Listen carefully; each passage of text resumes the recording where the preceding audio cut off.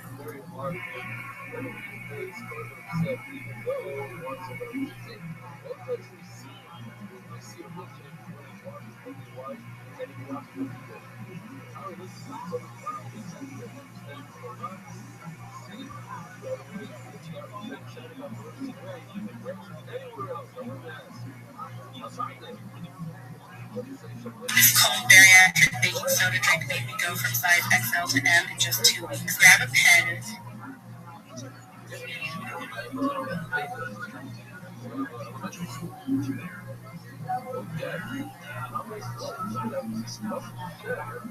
For those who can't stop discovering.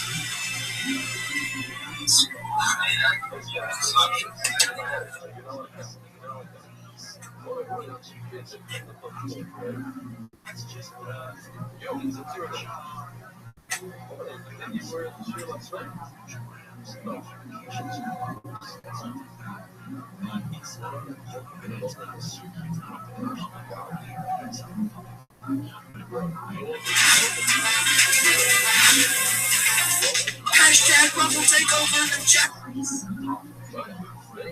Are you gonna send me another invite?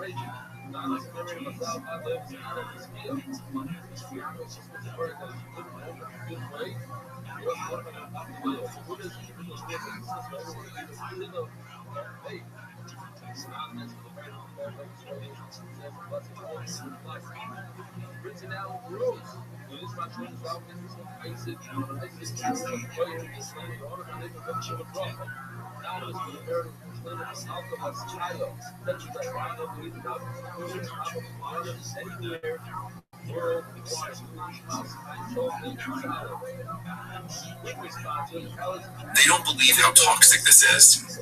If you're still using a plastic or wooden cutting board, You need to hear.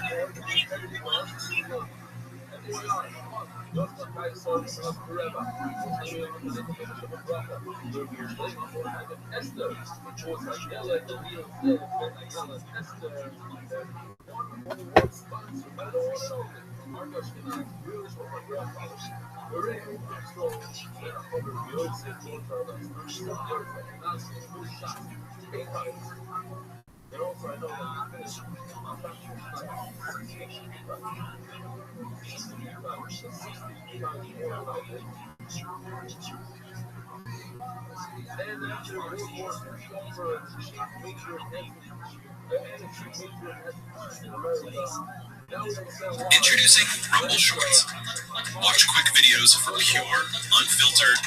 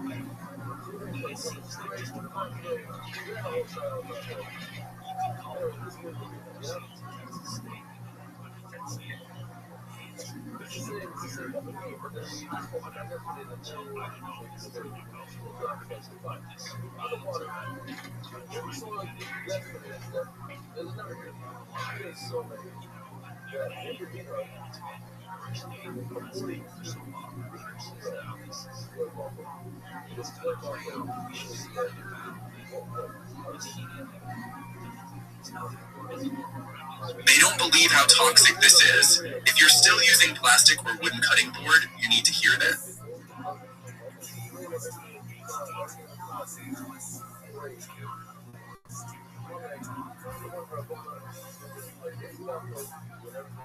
Rumble Wallet just changed the creator economy. Kind of a game changer. Big news. Tip your favorite creators in crypto.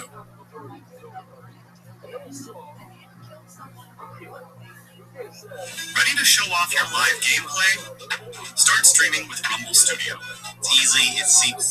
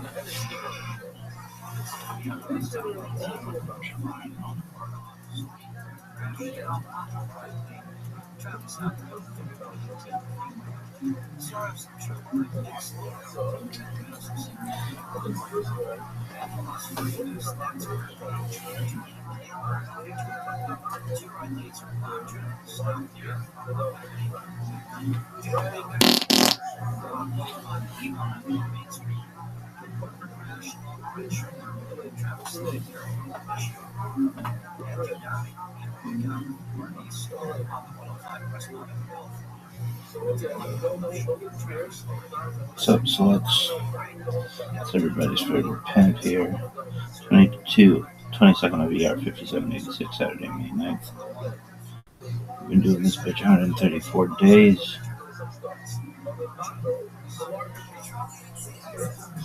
Elevate, Divrei, Elohim, Chaim. No. Elevate, Divrei, Elohim, Chaim. No one really knows for sure. Elevate, Divrei, Elohim, Chaim. But this is the Missouri look by.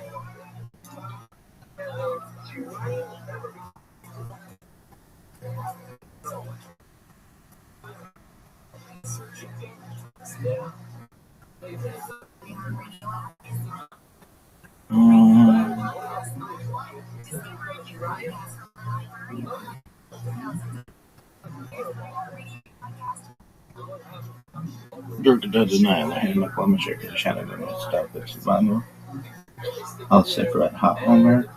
Blessed you, Shemar God, King of the universe, who has sanctified us with his commandments and commanded us concerning the counting of the Omer. Today is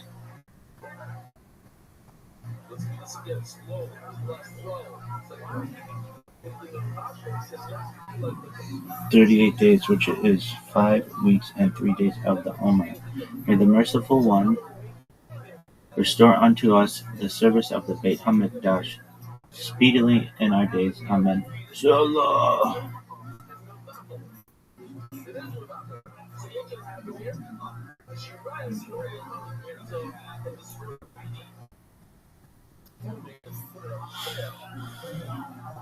(3761) Creation of the world, birth of Adam and Eve. Chava.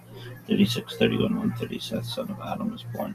3526 235 Enosh, son of Seth, was born.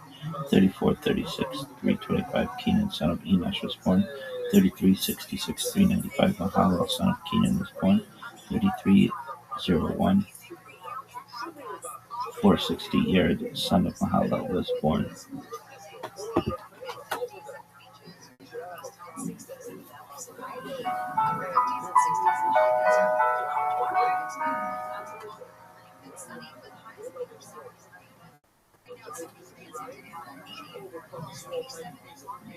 I'm Dr. Justin Sledge, and welcome to Esoterica, where we explore the arcane in history, philosophy, and religion.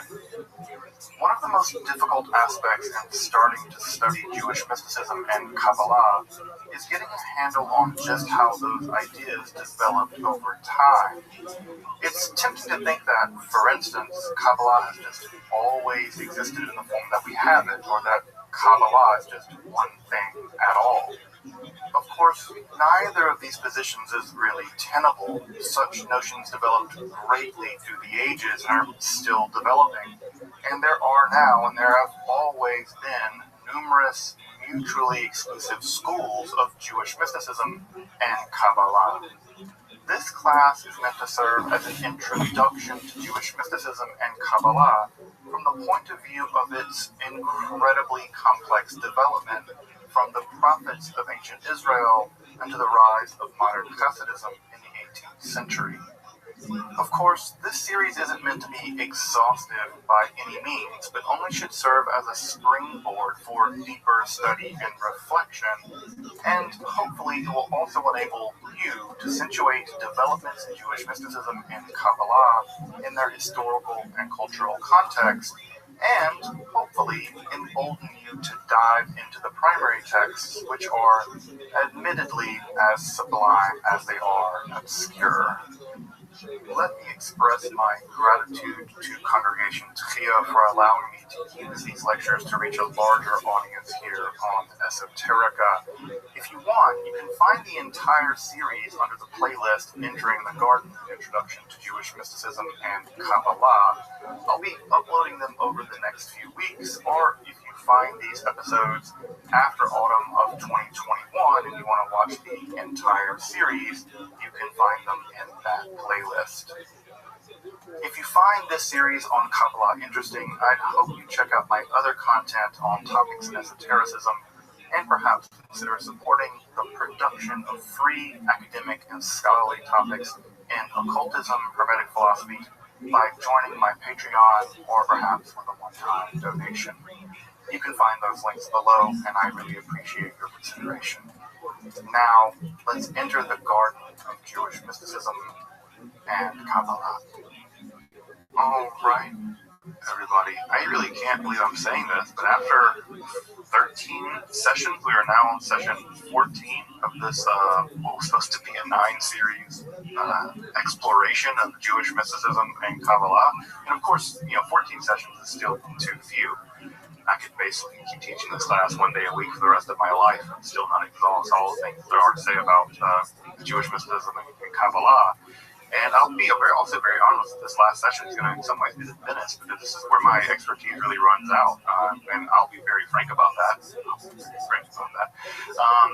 It's just honestly the case. My expertise, I hit a wall, and my wall really is really with Hasidism. I don't know nearly as much about Hasidism as I probably should. I'm still learning about Hasidism, and everything from roughly the 18th to the 21st century is where my gap is. Everyone has gaps in their knowledge, and I think it's important to acknowledge the gaps in our knowledge, not to pretend we know things we don't. And it's definitely from Hasidism forward that that's a real gap in my knowledge. Not that I don't know anything, but there are certainly people out there who know a lot more than I do. In fact, I've just invited a good friend of mine to do some talks, maybe at least a talk at Congregation Tchia about Hasidism, because I really do feel like I gave it short shrift, and it deserves a lot more attention, a lot more deep attention than I gave it. And so I reached out to a good friend of mine who knows a lot about Hasidism to maybe do a lunch and learn. So we'll see if that works out. But at any rate, welcome to the, I would say welcome to the end, but it's not the end. It's welcome to the ellipsis, the ... Because, of course, Kabbalah is not going to go away anytime soon. Jewish mysticism, Kabbalah is doing actually a lot better now in the early part of the 21st century than it was doing in the middle of the 20th century. In the middle of the 20th century, I would say that Kabbalah in some ways was at death's door, and he's doing much better now. So in a substantial way, we're not saying goodbye to Chassid or just goodbye to Kabbalah. Rather, we're saying ... It's going to continue to grow and change. And I've heard really cool and exciting things about developments in the Haredi world, where we're getting sort of new and dynamic Kabbalistic thought. And if we do end up moving to Israel Palestine, at least for a few months next year, I'm looking forward to kind of getting into that and seeing what's going on in the Kabbalistic world there in Jerusalem. Well, as we marked last time, the sort of post-Shabbatite world is, I would say that it's actually more sophisticated in many ways than the Shabbatite world. The Shabbatite world is marked by a relatively thin understanding of Kabbalah, really. And that's part of why Shabbatite speak was so successful, is that people really didn't understand what was going on. They weren't really versed in Kabbalah. And when you read something of a very technical nature, you can be overwhelmed by it and very convinced by things that simply aren't really true or deep. They can sound deep, but in fact they're not. And I think that's true of a lot of things that went on in the Shabbat movement. They sounded Kabbalistic and had a Kabbalistic veneer, but if you scratch the surface even a bit, you realize that the kind of reasoning that justified the stuff that went on with Shabbat and Frank was, I think, pretty facile. And I think that once people actually scratch the surface of it and realize, oh, this is just, cold gilding, they abandon it pretty quickly. So the years after Shabbatai Tzvi's apostasy and after the whole business, what you get is a kind of conservative backlash in the world of Kabbalah, and that shouldn't be surprising. This whole Shabbatai business was a complete disaster.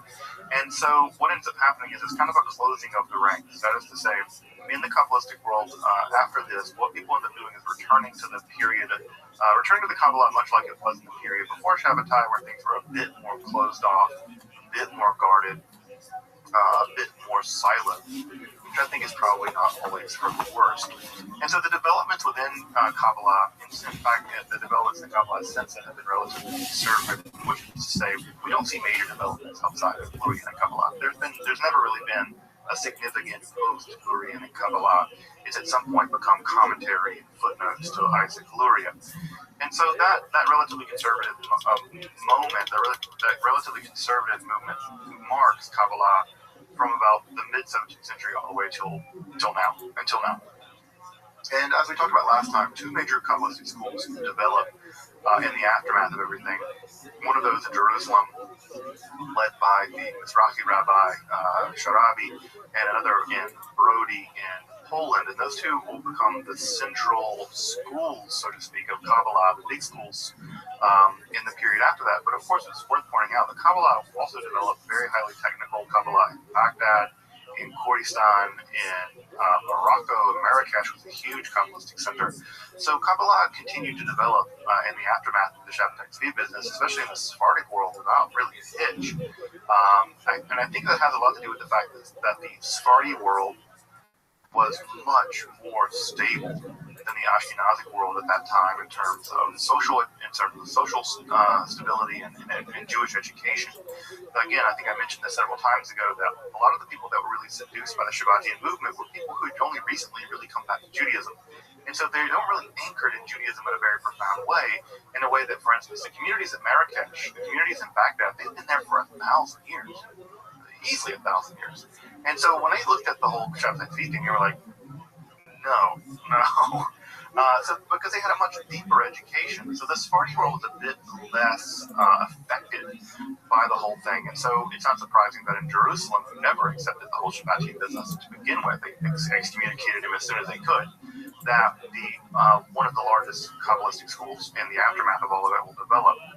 And as I mentioned last time, the two Kabbalistic schools take very different directions. The school of Beitel in Jerusalem is going to take the form of really intense concentration or kavanah during prayer.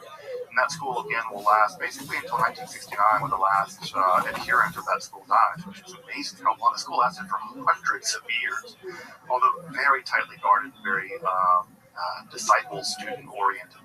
And of course, the other is a Klois in Poland, and that is going to be largely influenced by Polish and Lithuanian Kabbalah and Jewry. And Polish and Lithuanian Kabbalah is going to be mostly remarked by its intense intellectual Kabbalistic speculation. And so out of that world is going to flow a mountain of highly intellectualized Kabbalistic systems that are going to basically try to do the work of systematizing Lurian and Kabbalah, especially vis-a-vis the old Court of Baron system, which I prefer. This period also saw, as I talked about last time, the rise of Hasidism. Hasidism is probably the most important, no, it's not probably, it's the most important movement in Judaism probably in the past 300 years. And Hasidism went on to spawn an entirely new system of Judaism, a new system of social relations, a new system of customs, a new system of dress. All kinds of things have come out of the Hasidic world, a whole new style of song. The Niglanim that I'm sure all of you are very familiar with come out of the Hasidic world. And so it's from that world where we have a focus on extreme piety, but also piety that is meant to find the divine in the everyday. It's a piety in which God is lurking all about you, but you can't see God. The divine is everywhere. I think of the line from the Quran, which I can easily imagine a Hasidic Rabbi having written, where the Quran says that Allah is closer to you than your jugular vein. That image in the Quran has always struck me as incredibly evocative. And I easily imagine someone like Nachman of Breslov having written something just like that. So the idea that the divine is that close to you. The obstacle is just you and your ego, or fundamentally you and your lusts and your desires. It's your desire to get rich or to have fame or to be loved by someone or whatever. It's these things that get in the way of your relationship with the divine, because the divine for the Hasidic movement is right there. You just have to do the work of bitul, of erasing the barriers between you and the divine, and it's in the erasure of those barriers that one can experience the divine in the everyday, including even in the movements of one's physical body, the sound of a bird. Some of the Rebbes were even alleged to be able to understand the language of the birds. They would listen to birds sing, and they said they're singing, they're talking, they're having theological debates, that the Rebbes could understand the Vogelsprache, and that Vogelsprache allowed them to hear the debates among the rabbis and the birds, which I always found a beautiful idea of sitting in the forest, listening to the birds, rather than just hearing like the rest of us, normie people that all we hear is birds. The Rebbes, they don't hear birds, they hear the debates among the birds about God. And so I always found that to be a very beautiful example of Hasidism, where you're not just hearing bird sounds, you're hearing theological debates among the animal world. So again, according to the Hasidic idea, is the deep desire to experience the divine in every aspect of life, and to cleave to God. Dvekus. The Dvekus is the clinging to God, and you cling to God, and the way that you do this, at some level, by cultivating a relationship with a kind of shamanic character in the Hasidic world.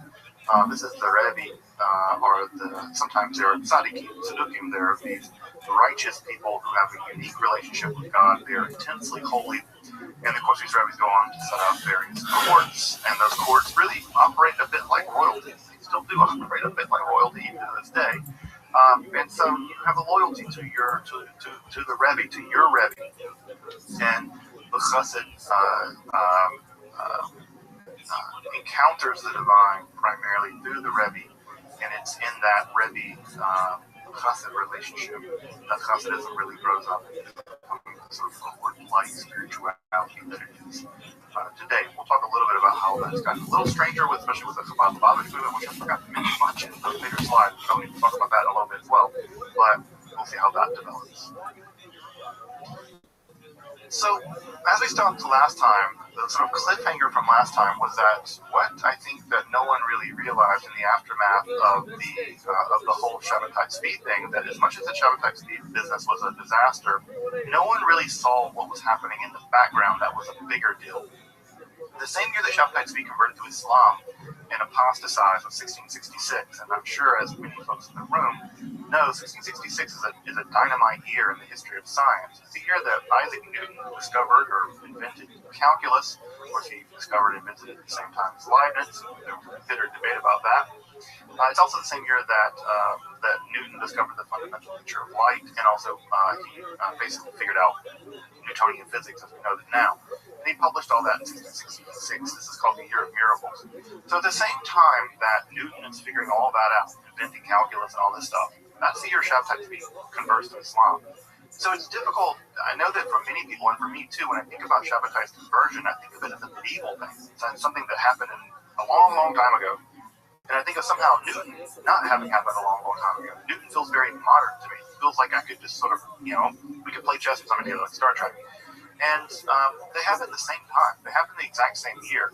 And so what's coming down the pike, and what I think that the Jewish world did not see in the aftermath of this entire Shabbat Tzvi business, was the Enlightenment. The Enlightenment was happening all around the Jewish world, in France, and in North America, and in England, and in Holland, and Germany. The Enlightenment was developing a huge, completely new worldview that was dynamically breaking from what had come before, with its emphasis on rationality, its emphasis on experimental science, its emphasis on extreme logic. And so we're beginning to get philosophers like Descartes, like Spinoza. Spinoza's philosophy rejects there's a God separate from nature. It's just nature, and nature is God, and God is nature. It's the same thing. We're getting the mechanistic philosophers, the philosophers that believe that all of nature is like a giant machine. If you study it carefully, you can understand how it works. And if you understand how it works, you can predict it, and therefore you can make it do things for you. This incredibly mechanistic philosophy, which is in many ways really wonderful, and in many ways I think quite bad. Inside the Jewish world, they never saw this coming. It just sort of landed on their doorstep. When I say landed on their doorstep, what I really mean is Napoleon showed up. What Hegel called the world spirit on horseback. Napoleon shows up in Central Europe and even Eastern Europe. Remember, he marched all the way to Russia. So everywhere Napoleon went, recall, he brought with him these Enlightenment ideas. His army was a sort of enlightened army, as much as armies are ever enlightened. And Napoleon brought with him the metric system. He brought with him French revolutionary ideas. He brought with him the idea that if you're a citizen of a country, then you should have equal protection under the law. There should never be second-class citizens. Either you're citoyen or you're not. And if you are citoyen, you have the rights and privileges of everyone else that is protected by the rational law. Now, of course, I'm not saying Napoleon was perfect or anything like that, but he was a big enough deal that Hegel thought at some level he represented the very movement of Geist, the very movement of God, in the realization of Godness in the world. And of course, Hegel got disappointed with him later, but he made a big impression on the young Hegel. And so this is at the same time that the Hasidic movement is taking off. And so when these two movements come into conflict with each other, come into contact with each other, there's going to be a break-off in the Jewish world where some Jews are going to become very attracted to Enlightenment values, and they're going to incorporate those Enlightenment values into the Jewish world. And that is called the Haskalah, the Enlightenment. And I think for almost everyone here in this class, and almost probably everyone hearing my voice, all of us are pretty enticed at some level by Enlightenment ideas. The idea of equal protection under the law, that you can't be just killed because of what you believe in, that we have a rational system of weights and measures, as we do in this country, but most countries in the world, that the scientific, the very fact that I'm talking to you through this machine is proof of the success of the Enlightenment. So for many Jews, the Enlightenment was a solution to so many problems in the Jewish world, both in terms of the inner backwardness of the Jewish world, what they thought to be a superstitious world ruled by elite dynastic rulers who divine the will of God, and who knows how they figured these things out. And they believed in werewolves and vampires, and they believed in all this stuff and Kabbalah.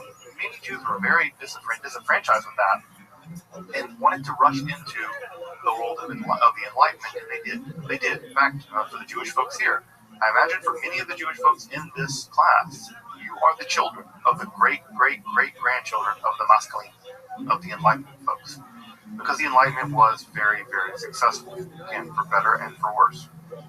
So what ends up happening is that this new kind of rational Judaism, the integration of Enlightenment values with Judaism became, incredibly polarizing. We also, speaking again for the Jewish folks in the room, we live in an incredibly easy world compared to our ancestors, because in many ways we can adapt both worlds. We can be religious, and we can be in the Enlightenment somehow. Well, there was no middle ground in the 18th century. Either you jumped ship and you joined the Enlightenment camp, or you stayed behind in the shtetl and you stayed in the world of the pre-Enlightenment, or the traditional world, I suppose one could say. And so, in the traditional world, they realized how much of a threat this was. They were terrified of this. And they doubled down on the traditional aspects of the world. And so, in many ways, both Enlightenment Judaism and Haredi Judaism, that is to say, the black hat, ultra-Orthodox Judaism that we recognize now, are both actually creations of the Enlightenment. So I know that sometimes Haredi folks like to pretend as if they're the legitimate continuers, inheritors of a discrete, continuous line of Judaism reaching all the way back to Moses. And if you ask them, Moses wore a black hat and spoke Yiddish. But I guarantee you, he did. The reality of modern Judaism is at some level, all of it is a response to the Haskalah. It's all a response. Either you double down on tradition and you retreated into the world of the dynastic world, of the Hasidic world or the Livish world, or you drifted off into the secular world. You tried to make it go at either becoming assimilated or you tried to balance out both. And assimilation was the largest, the earliest, quickest movement. So what we have here, basically, is a choice between some level of assimilation, right? As much as those countries would allow you to assimilate, whether it's the French or the Germans, and as you know from the terrifying history of how this will go, it will fail. Assimilation ultimately was a failed strategy. It did not protect Jews in the end. And neither did God, by the way. It wasn't like the Haredi people were protected when the first Panthers rolled in. And so what we have is a dualistic, a polarized world by the 1700s in which there are Haskalah Jews, and then there are traditional Jews. And the world becomes polarized, becomes increasingly polarized. Now, that's not to say that Kabbalah stops. If all the kinds of things that have not stopped the Kabbalah hadn't stopped them, whether it was the Crusades or the Shabbat Tzvi event or whatever pogroms would have stopped the Kabbalah, well, this whole Enlightenment thing didn't stop it either. And so many of the traditional centers of Judaism in the medieval or in the early modern world, they continued to produce Kabbalah as if nothing was going on. I mean, for them, they may have not even known. And so, especially in the Hasidic world, there is a huge outpouring of literature. This is a time period where the folks in the Chabad movement, who I'm sure many folks have had contact with, they began very rigorously developing their movement. Also, it's worth pointing out that the Chabad movement becomes sort of the intellectual center in many ways of the Hasidic movement. They become much more interested in the world of the mind and the world of the intellect as opposed to just the world of the emotions. And so the Chabad movement actually becomes much more of a rigorous system of Hasidic philosophy as opposed to just singing songs and being happy or whatever. So this is a period of people like Rabbi Nachman of Breslov, which I imagine most folks have heard of. Nachman of Breslov is probably one of the most famous Rebbes of this time period. He's of course known for his deep spiritual reflections and his existential torment that he experiences. He was a person of great highs and great lows. I guess most historical people who we end up remembering are kind of manic depressive in this way, and so Rabbi Nachman is known for this extreme joy, extreme sorrow he was capable of feeling. And ultimately he's going to give rise to the Neo-Hasidic movement, which we'll talk about in a minute, but also the Nanach movement, which I imagine if you've ever spent time in Israel, you will at some point encounter some Nanach guys, which tend to smell as pious as they are. They wear the knit caps with Nanach written on it, and they listen to techno music and dance around. And they're generally, I don't know what the right word is, pious to a fault, something. So those guys are out there, and they're a big deal in the Neo-Hasidic world. Of course, also at this time period, probably one of the most important modern Jewish philosophers and mystics is also writing. This is a Ramchal, Moshe Chaim Luzzatto, who's probably the traditional Jewish mind of the early modern period. And Luzzatto wrote a mountain of stuff. It's really, I mean, I was looking over some of it today and I was like, my God, this guy wrote 50 books. I mean, I've probably read one or two of them. So he wrote 50-something books. It's an enormously huge output. But the Ramchal is known as a young man for having had a spiritual experience where he had a magi, or a spiritual teacher, begin to reveal him all kinds of spiritual things. He was relatively young when this happened, and you can imagine that in the aftermath of the Shabbat Tzvi business, no one wanted to hear about anyone talking to the spirits of anyone. And so he kind of got kicked out of Italy a little bit. He kind of got expelled from Italy, and this led him on a journey through Europe. And in his journey through Europe, he ended up writing like I said, a ton of stuff. His two most famous books are Derech Hashem, The Way of the Lord. Derech Hashem is probably the most systematic, collection or systematization of Judaism that incorporates both philosophical issues and Kabbalah into one system. Derech Hashem is a really, really great book. You can get it in Hebrew and English if you want to study it. It's a fantastic text that really does the work of combining the sort of philosophy of the day. Although the philosophy of that book is a little outdated, but it's still a very amazing book. His other major book is a book on ethics, Masilah Yesharim, which is also just really, really great to read, and also you can get it in English too. And both of these books have gone on to become basically classics in the Orthodox world. There's even study sessions, so they study these books over and over and over again all through the year. So Derech Hashem and Masilah Yesharim are classics of Judaism. They've become classics of Judaism, and again, they incorporate Kabbalistic and non-Kabbalistic philosophical elements into one text. Again, Chaim Luzzatto is probably say he's the most important rabbi of this period. He's probably the most important rabbi of this period, and so very, very important guy. Also, over in Eastern Europe, they're also continuing to do classical Kabbalah. A lot of what's happening at this point in the Kabbalistic texts is a lot of systematization texts, which are trying again to systematize the Lurianic system. But also there are a lot of encyclopedic texts where they're just going through and trying to list things, describe what things are. One of the problems that comes along with more technical Kabbalah is that the Hebrew language just isn't actually that good at doing philosophy. There are a lot of technical reasons why this is. German is a far better language for doing philosophy, even than English. And Hebrew is a sort of clumsy language when it comes to doing philosophy. And it's also a bit of a clumsy language when it comes to doing Kabbalah, ironically enough. And so a lot of the technical terms in Kabbalah are very, very confusing. And a lot of what happens during this time period is the encyclopedizing of Kabbalah. And one of the more famous encyclopedias that gets written at this time is one of the books I would love to see translated. I have it downstairs, but I can read it. They have translating it. It's beyond me. But it's the Sefer Karnaim. Sefer Karnaim is an encyclopedia of the Klipot.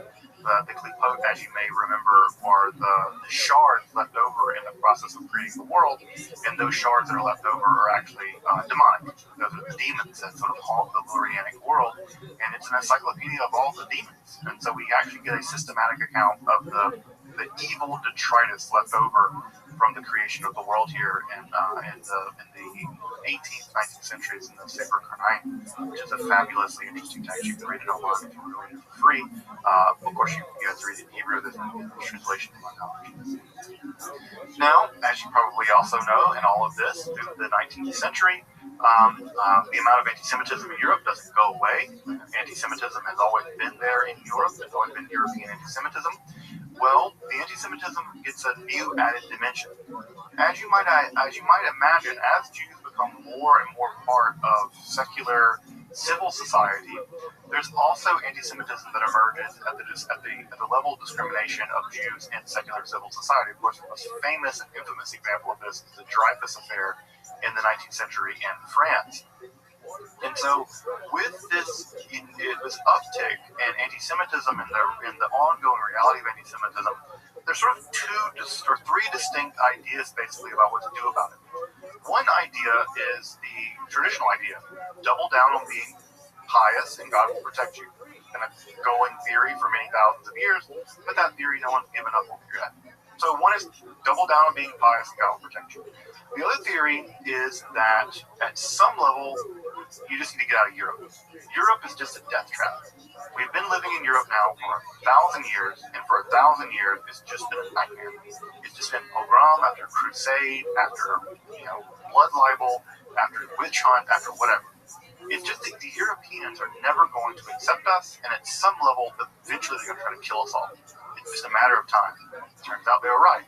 So what do? You leave. You leave Europe. You pack your bags and you leave Europe. And in the mid-19th century, that idea takes the form of secular Zionism.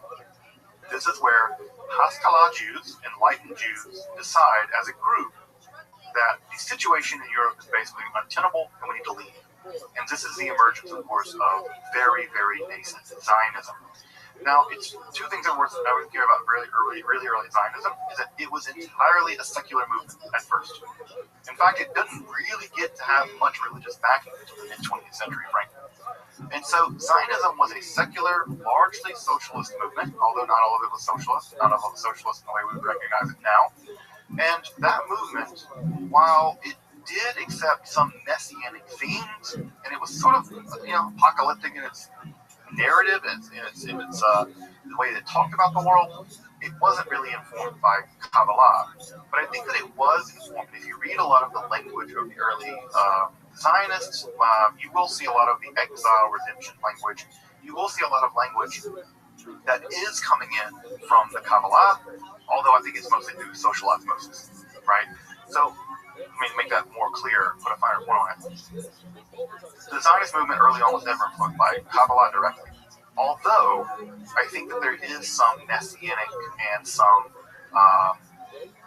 Kabbalistic ideas that have reached into the Zionism, mostly because of sort of social osmosis, because of Jews, and they've been raised on a diet of Kabbalah and Torah. So that's one part of it. The other part of it with the Zionist movement is that, from a religious perspective, it was completely remote. It was completely an Avera. The religious world rejected Zionism very early on. And when I say the religious world rejected Zionism, most of the religious world still rejects Zionism. It still says Zionism is a toxic ideology that is harmful to Palestinians, and it is irreligious. It's blasphemous.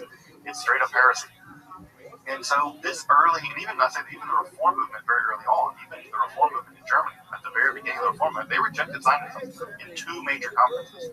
So even at the very far progressive end of the Jewish world, Zionism was very unpopular, at least to start. And it remains unpopular now, at least in the Haredi world. If folks have been watching the very wonderful show Shtisel, the soap opera, basically, you'll know in Shtisel, right, every time that they bring the Zionist up, Shulam's brother always says, he refers to the Zionism, he refers to Zionism as Shulam, the evil people.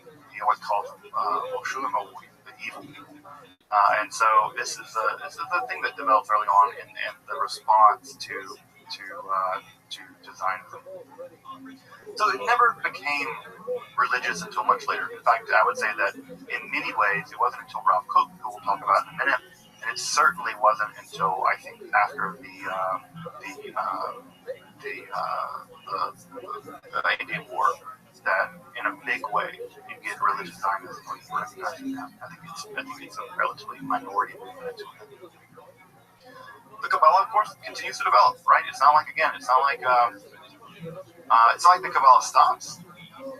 Slide. Oh yes, this is a mistaken slide, but there's an extra thing down here I want to talk about. I must have mucked this slide up. But anyway, the last thing I want to talk about here is that in the 19th century, what also happens in the non-Jewish world is there's sometimes what is referred to as the occult revival. The occult revival was a re-interest in occult sciences, alchemy, sort of a romantic interest in this stuff. And what you get are people like Ebenezer Sibley and Barrett, who are people who published the Magus.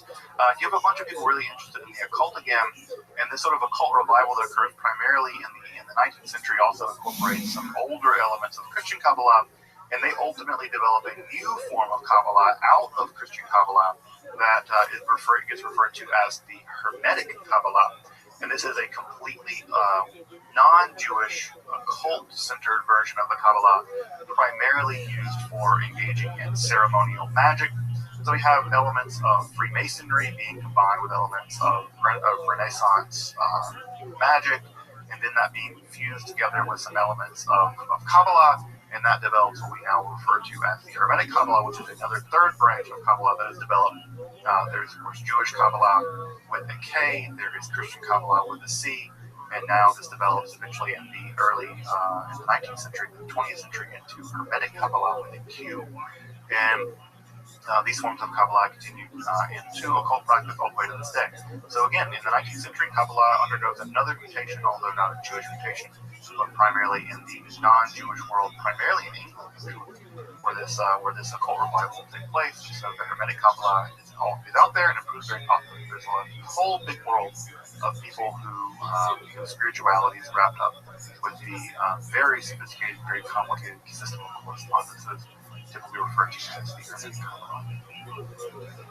So as I mentioned, right, just a minute ago, one of the other strategies, right, so we have one strategy double down being traditional.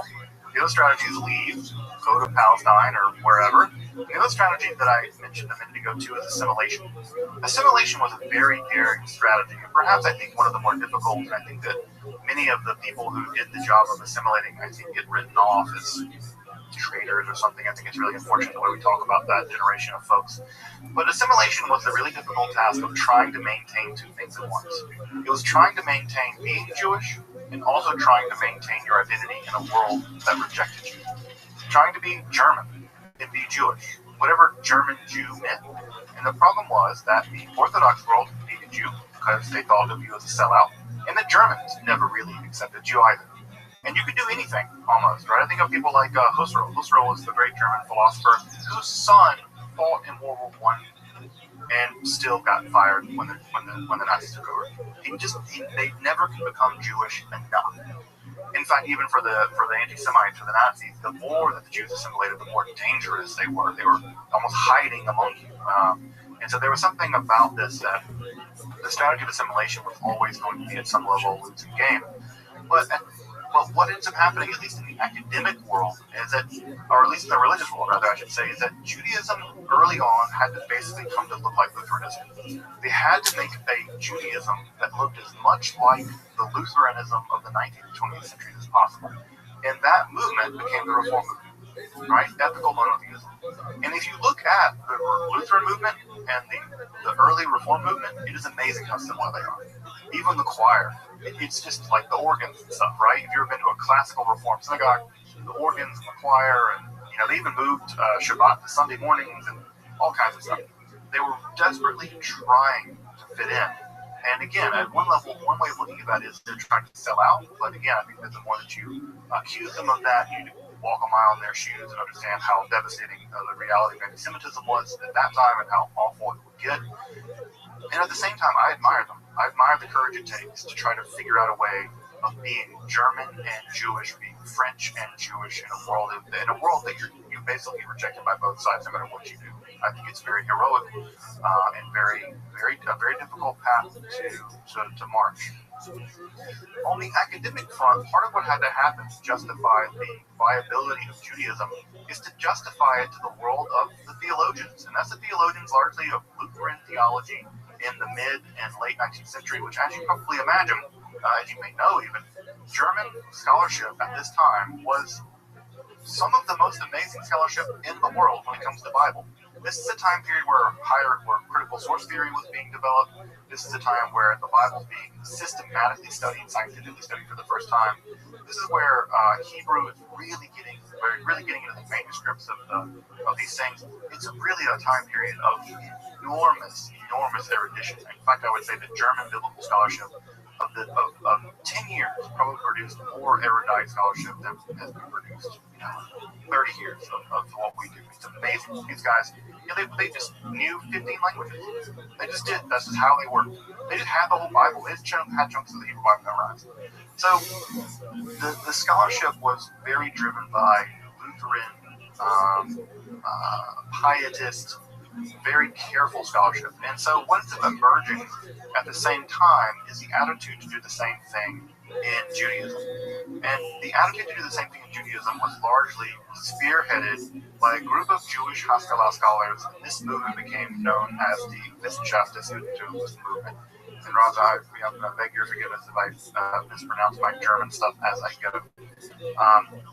So the Wissenschaftsjudentum movement, the scientific study of Jewish books, was a movement in the academic Jewish world to study Jewish literature using all the modern tools at that time of German German scholarship to study religious literature.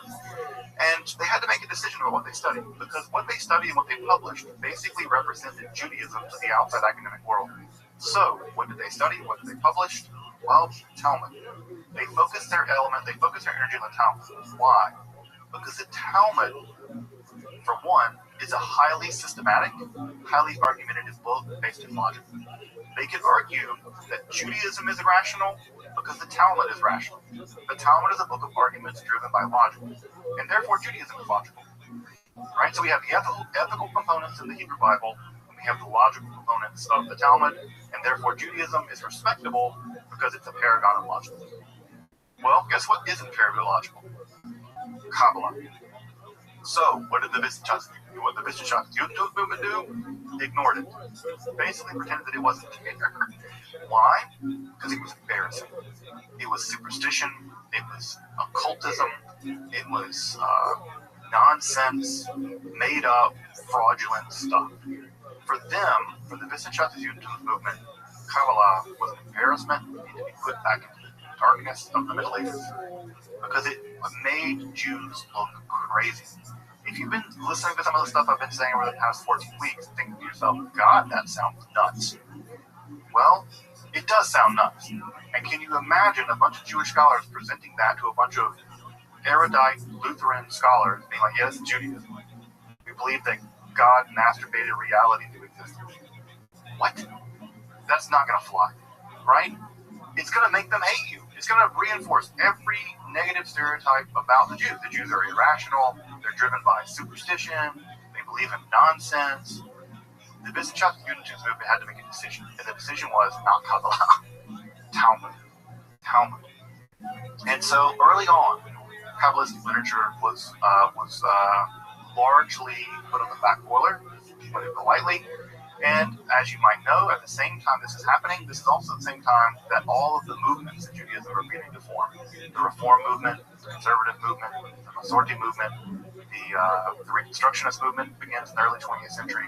All of the movements, even modern Orthodox Judaism, all of the movements in movement Judaism in the non-traditional Jewish world, all of them look at some level to the Wissenschaftsjudentum movement, and they base their Judaism at some level on the Judaism being pumped out by places like JTS, by places like German scholarship, by places like Cincinnati and the Reformed Seminary. And guess what? None of those places are doing. None of them are doing Kabbalah. Why? Because it's embarrassing. They do not want to look like crazy people. So the Kabbalah is totally sidelined for 2.5, 3 generations by scholars. Completely sidelined. And it's sidelined at a decisive moment in Jewish history. What is that decisive moment? The emergence of the movements. So if you grew up in a movement, the Reform movement, the Conservative movement, if you grew up in any of the movements, their scholars were simply not being trained on Kabbalah. And because they weren't being trained on it, they couldn't teach it. And because they didn't teach it, it was abandoned in the movements. This is the reason why, for folks who grew up, especially for folks who are a bit older than me, if you grew up in the movement Judaism world, you never heard about Kabbalah. There's a reason why. Because the rabbis you had never learned about it. And that's because the generation before them never learned about it. The generation before them made a decision not to learn about it. And that's what happened. Effectively, Kabbalah becomes decanonized by the modern Jewish movement. Modern Judaism basically decanonizes it. So the Zohar, Sefer Yetzirah, all the literature we've talked about basically goes back on the shelf. And what comes back is Talmud, if you're lucky, but mostly Tanakh. That's the reason why you will never really see in the movements until recently studies of Kabbalah, studies of Talmud, even Talmud. I mean, for folks who grew up in the movement world, how often did you all study Talmud? How often was Talmud something that you would be encouraged to study or heard about much? Yeah, see heads shaking no. Yeah, even Talmud, right? Even Talmud was sidelined. And you can imagine, Talmud sidelined, then surely Zohar's going to be sidelined. So that's one part of the story. A huge part of the story is that Kabbalah didn't go away. They still did Kabbalah, studied Kabbalah in the traditional world. It's in the progressive world that it was abandoned. It was decanonized in our world. And it's only now limping back into canonization. And I think it needs to be recanonized more quickly than that. Of course, the other thing that happens, and it's this time, is in the mid-20th century, and there's no way to avoid the elephant in the room.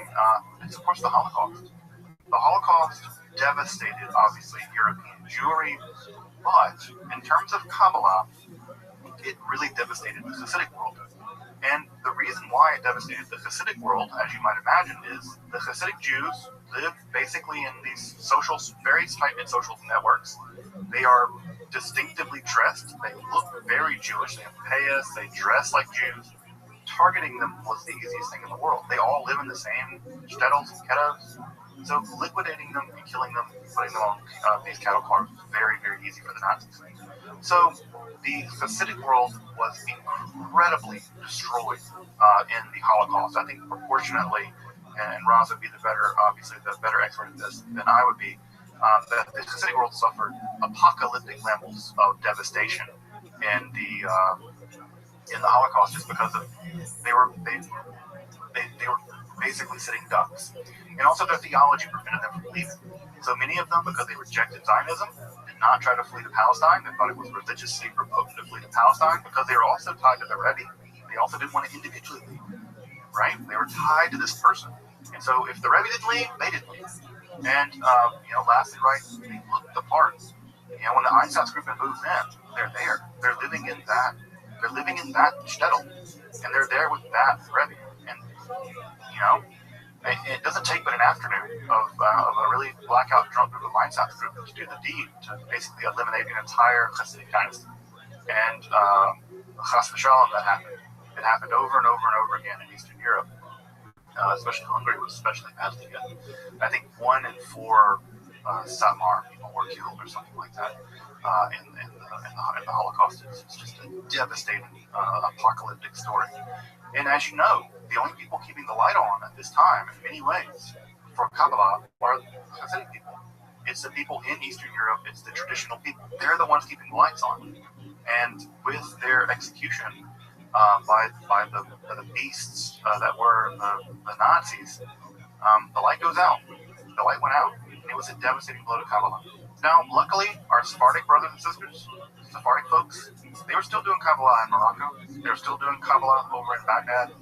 Still doing Kabbalah in Northern Africa.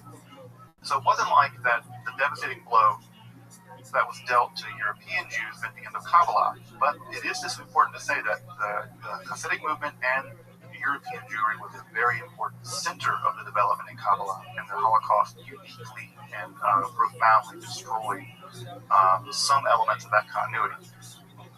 Luckily, they did survive. Many of them survived, and they would regroup, some of them in America. And in fact, the two largest groups, Satmar, would eventually, so in fact, the Satmar Rebbe, Teitelbaum eventually made his way out even before the war, or in the middle of the war, and the Lubavitch Rebbe also made it out as well, and they refounded their Hasidic dynasties in Brooklyn, Holy Land, the real Holy Land, which is Brooklyn. So Borough Park and in Crown Heights, respectively. You can go visit the Holy Land. It's just right over there in Brooklyn. You folks know this, right? Israel is just a borough of Brooklyn. So the real Holy Land is over there, just around Coney Island. So the rebound, folks. The rebound. How did this all rebound? We have the Holocaust. We have the Haskalah. We have the Wissenschaftliches Judentum movement. How did this rebound? Well, it rebounded in a couple different ways. The rebound in many ways began with a young maverick philologist. People forget that Gerhard Scholem, also people forget that he was Gerhard Scholem.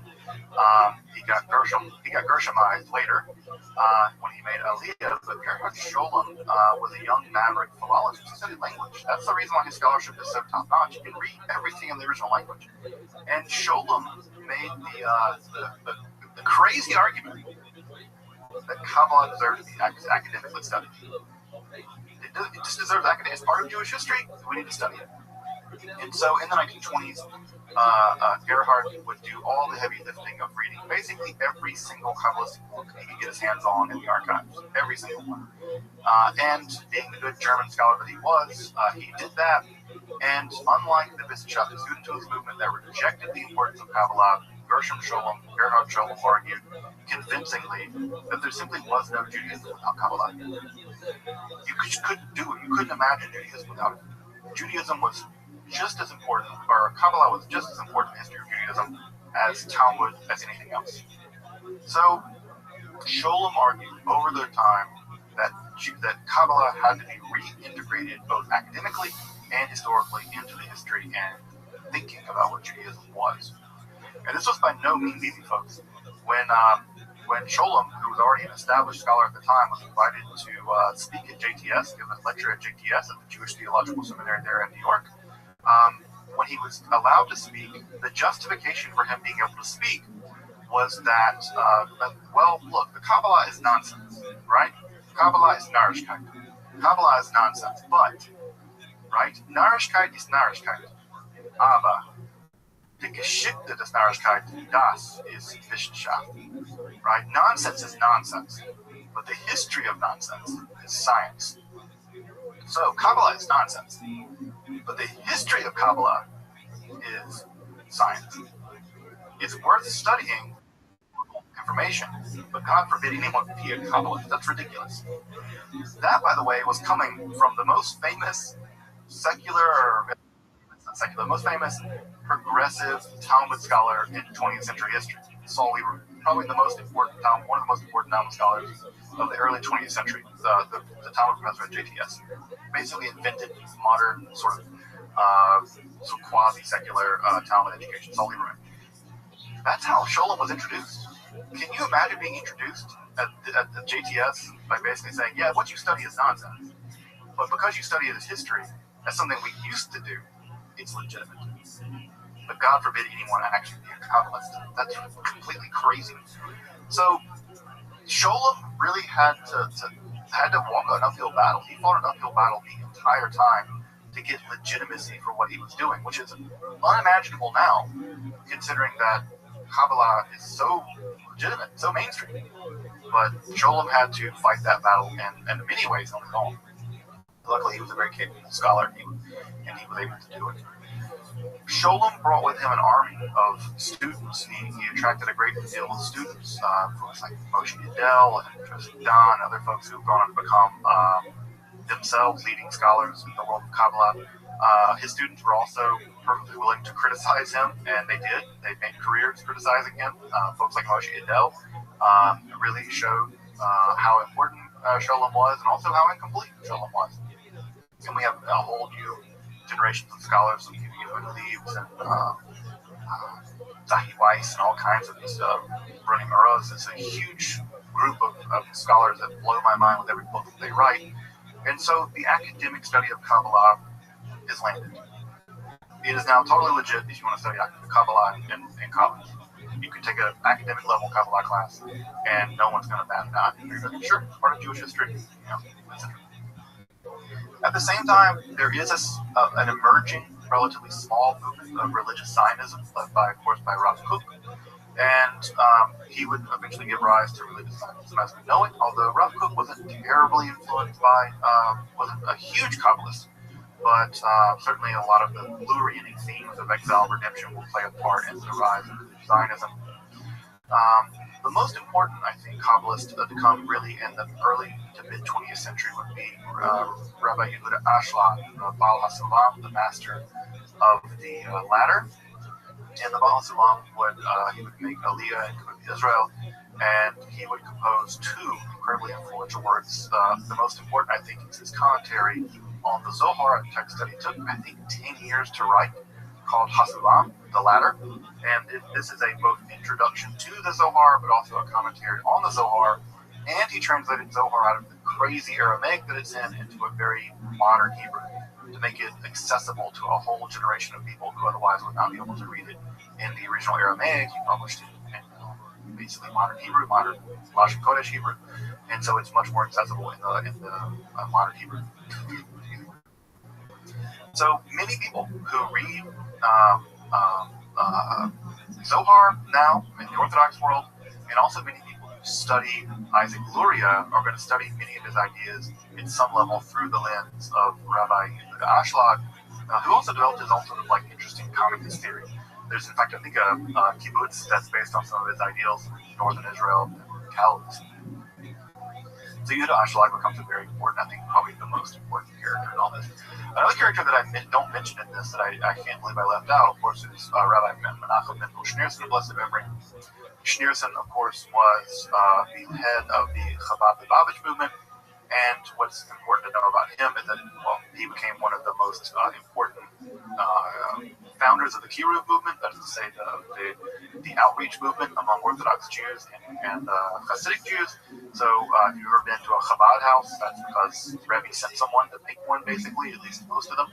And Menachem Mendel Schneerson founded this enormous Kiruv network of the Chabad movement, and he was just a hugely important figure in the history of 20th century Judaism. It's just really hard to downplay all the really important things that he did.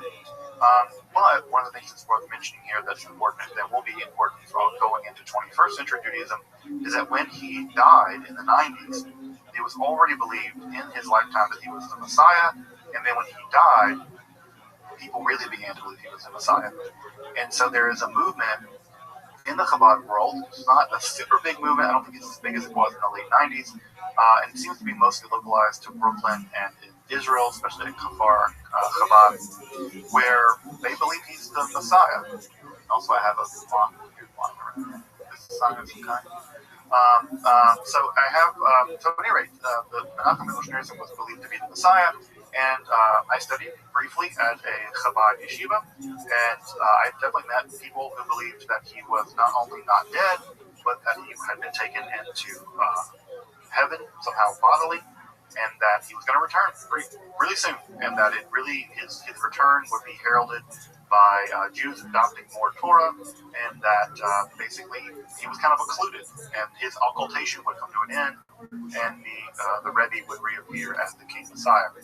Of course, you can still go to Crown Heights, you can still go to Brooklyn, and you can still see crowns, images of the Rebbe's flag, which has a usually yellow with a crown, and it says Mashiach on Messiah.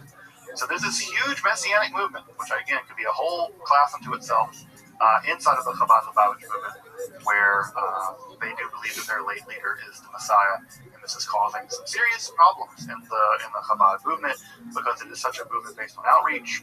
Although in my experience and what I've been told by folks who've grown up in the movement is that largely the kind of people that the Messianist stuff appeals to are typically people like Baal Shuvas, people who convert back to Orthodox Judaism, and younger people. But most of the more established Chabad world doesn't really get down with this Messiah stuff. Although I think they do still control 770, because the main synagogue in the Chabad world there in Brooklyn, Eastern Parkway. So the Chabad movement has this Messianic thing going on, which is super weird and interesting. For the folks who are in Michigan, who are hanging out with me in this class, you probably have never heard about this, or heard about it only briefly, because the Shem Tov family, which is the larger Chabad family here in Michigan, is a very old Chabad family. They were sent here as emissaries by the Rabbi way back in the 70s or 80s, something like that.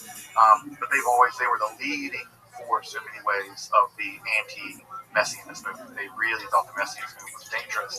And the Shem Tov family, which is very powerful here, at least in Michigan, has never been on the Messianic camp. And I don't think the Messianic camp has ever gotten a foothold in the Metro Detroit area when it comes to that stuff. That's different in other places, but I don't think that the Messianic camp has ever gotten a foothold here.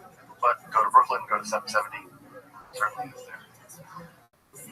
All right, the last two things I guess I'll mention before we really wrap up is the rise of the Neo-Hasidic movement.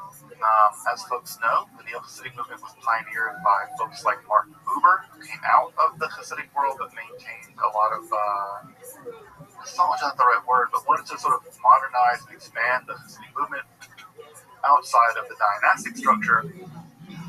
And so many of the tales of the Hasidim and a lot of Hasidic spirituality became sort of exported out of the Hasidic world and then imported into the modern Orthodox world and the conservative world especially, and the Reconstructionist world most recently in the sort of the Chavurah movement of the 1970s.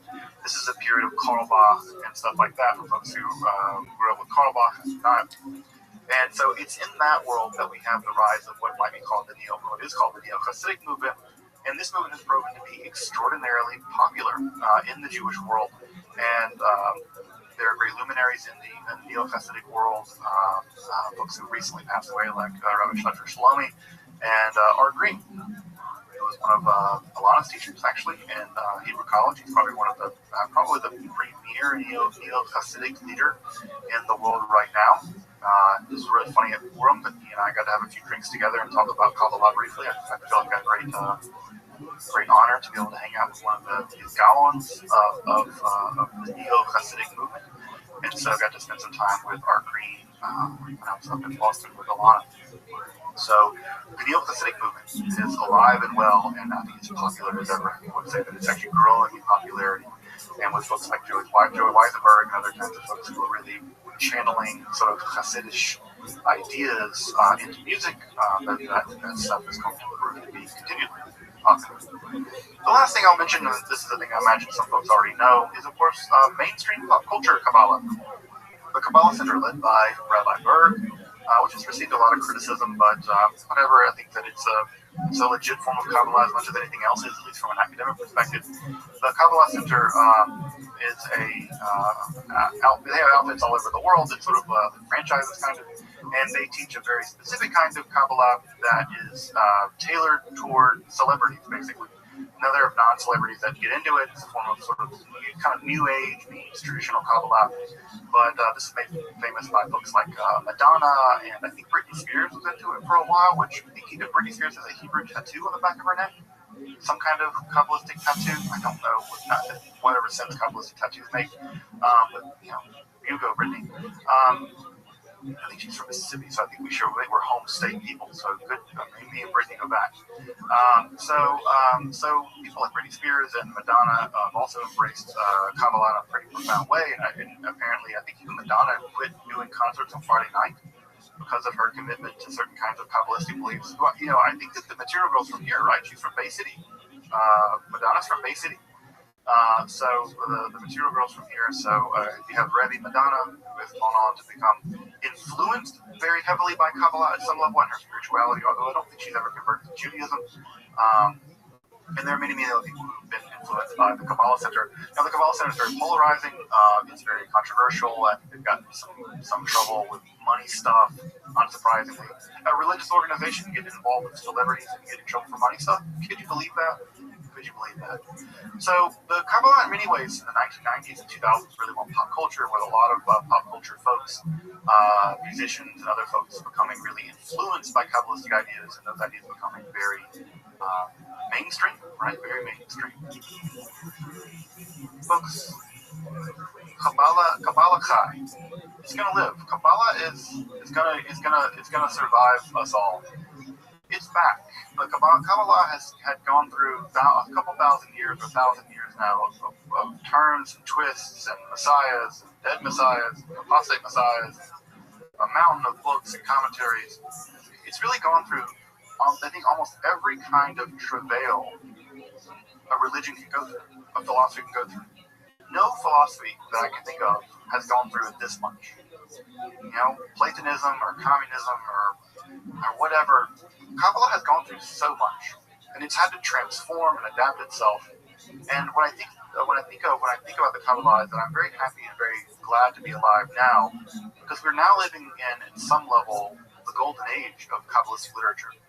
More Kabbalistic literature is available to me than anyone else in history when it comes to accessible information. More Kabbalistic teachers are available. Secular Kabbalistic education is available. Do a class like this. This is a completely secular academic class on Kabbalah. Also, you can go to dozens of teachers of Kabbalah to become a Kabbalist. And Kabbalah is accessible to people it was never accessible before. Women, LGBTQ folks. It's accessible in a way that it never was before. And so I say that Kabbalah Chai, Kabbalah lives, and Kabbalah will live, because we are living in an age where the Kabbalah has finally been able to at some level withhold its secrets. You have to work hard to become a Kabbalist. You need to learn Hebrew, learn Aramaic. You might have to move to Israel. You might have to move to Brooklyn. You have to do a lot of heavy lifting if you really, really, really want to get into Kabbalah.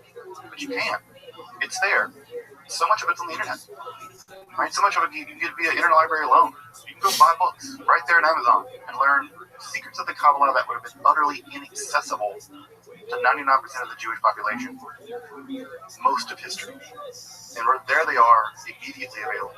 Even English translations of things like the Zohar, like the Pritzker edition of the Zohar, massive 12-volume Pritzker edition. There was no standard English translation of the Zohar prior to that, not really. And now, for the first time in history, we have access to all 12 volumes of the Zohar, and new things are coming out every day. So we're living in a golden age for the study of Kabbalah, and we're living in a golden age for those who want to be Kabbalists. And I have to say that I'm really happy, and I feel really blessed, and I feel really grateful that all of you have decided to come along with me on this 14-week journey through the history of Kabbalah, because I feel very lucky that I have the privilege and the honor to be able to learn about Kabbalah and share what little I know, and to know that there are people interested in learning about Kabbalah and learning what little I know. And so I just want to thank all of you who hung out with me over the course of the past 14 weeks to learn some Kabbalah together, and to learn about Kabbalah and learn that this tradition is beautiful and strange and science fiction-y, just all over the place, weird and wonderful. And so I just want to express my deep gratitude for everyone who's dropped in for a class or stayed for all 14 or whatever. Just really grateful and really blessed, and feel really thankful for everyone who's had the time, who's taken the time to learn some Kabbalah with me, and given me the opportunity to learn more about Kabbalah in the preparation of this class. So that said, thank you. It's really an honor and a privilege to be able to have done this class. And I look forward to learning with all of you soon, whether Kabbalah or not. I'd love to do a Zohar class. It's like my secret desire to do is do a big Zohar class. Both study Zohar and also study about the Zohar, where we have I imagine kind of a class that would be structured like a science class, where you have the lecture in the lab. The lecture would be like this, but then we'd have a lab. The lab would be like studying the Zohar and studying it.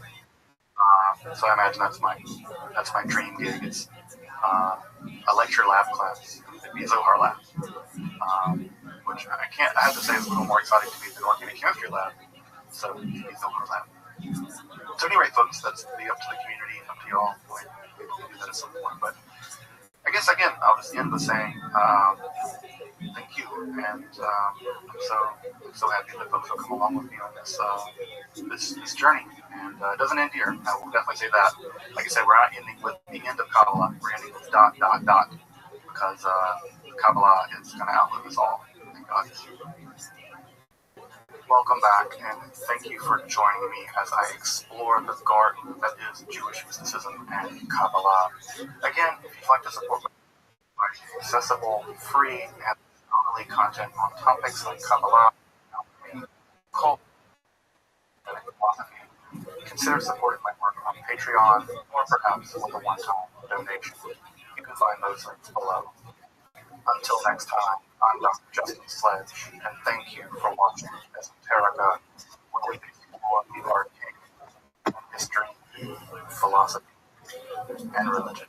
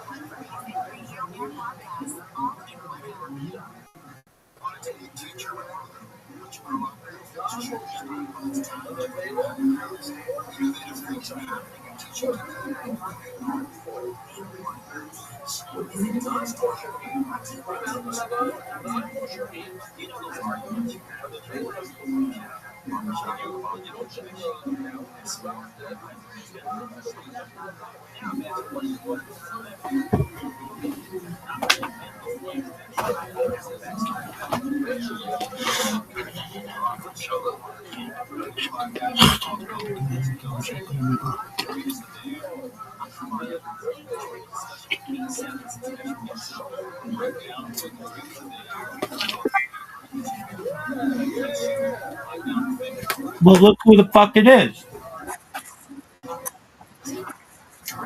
How you living, pimp? I see yellow. Are you just jerking yourself off raw in a public park? That's usually frowned upon. No, this is bullshit. I don't know why you're inviting me into your life if you can't hear me.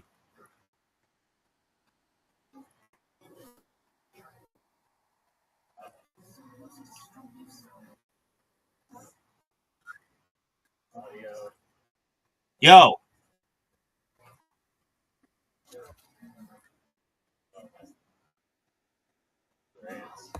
Oh, well, maybe it's my fault.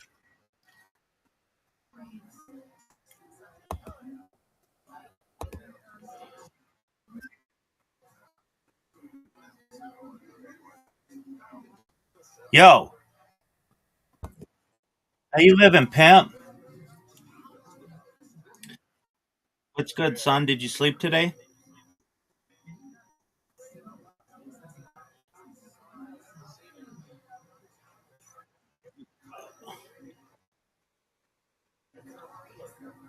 I said, did you sleep today? No, I didn't. Go ahead. What'd you say?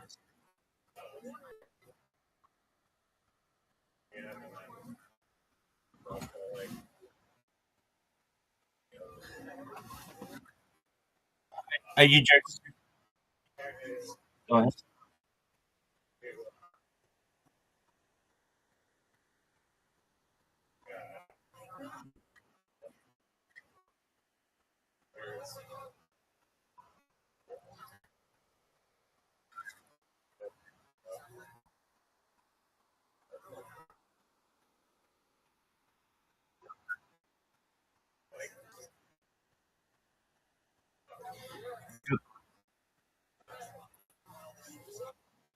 One of, one of the best investors in the game.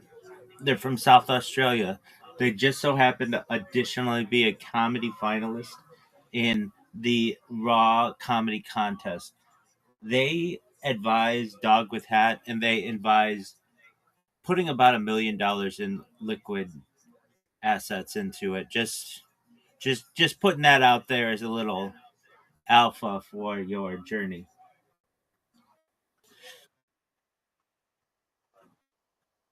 Dog, he used to talk about it nonstop. You remember he used to come in and be like, "I'm a millionaire," and we'd be like, "What the fuck are you talking about?" He'd be like, "I'm a millionaire," and we're like, "Okay, then go get a car, go move into a house." He's like, "Oh, I'm not a millionaire like that."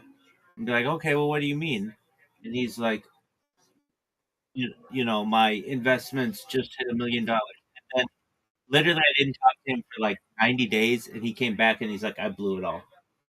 I'm like, "How did you blow $1 million?"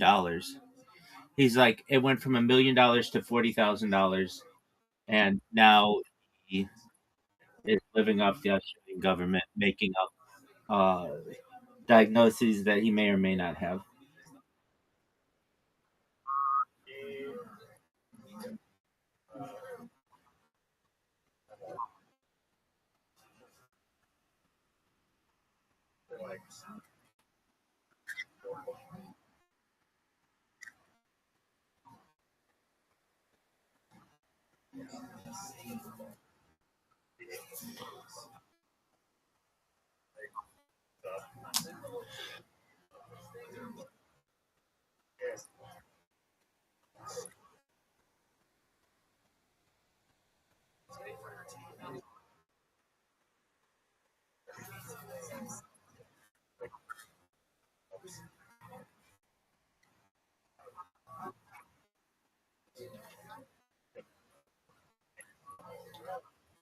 Most certainly, absolutely. I have a question for you. Are you interested in joining my Monday evening ballet club?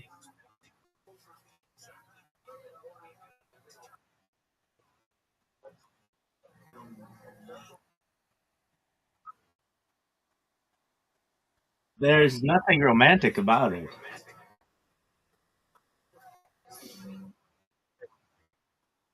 Actually, it's a fantasy football. Actually, it's a fantasy football league that is posing as a ballet club. But yeah, what that was weird. I wish they did an interview with him.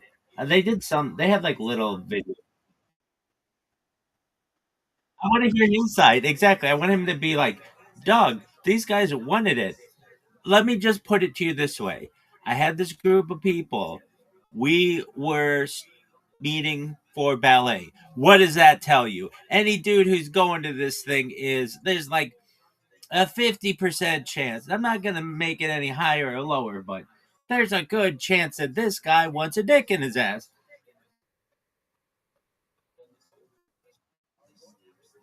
But there's also a 50% chance. No, I don't know if they're responsible because like they got brainwashed or whatever, but there's also like a 50% chance that they didn't. So I get that.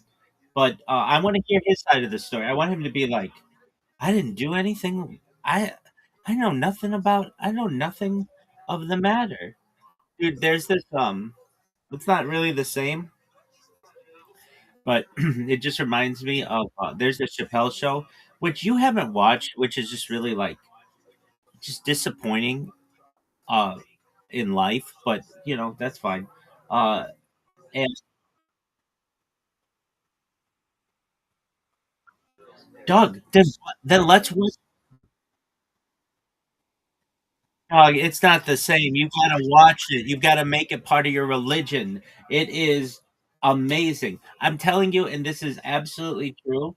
Before the internet had memes, people just yelled Chappelle's show quotes to each other, and like out the window. Like you would see somebody, and you'd be like, "I'm rich, bitch," rah, rah. Or you'd be like, "I'm Rick James, bitch." Like people would just yell this stuff at each other and just it was before me.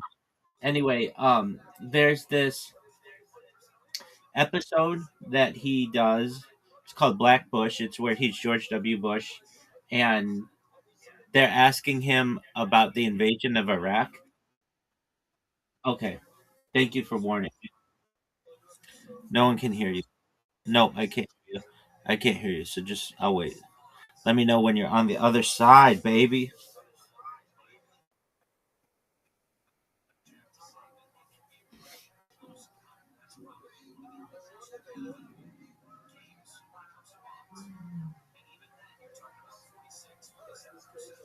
Yo, does everybody remember when Riser was in the elevator? I do.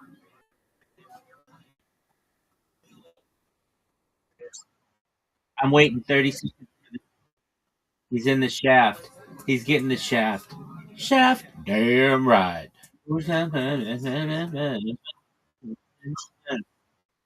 Shaft. Damn right.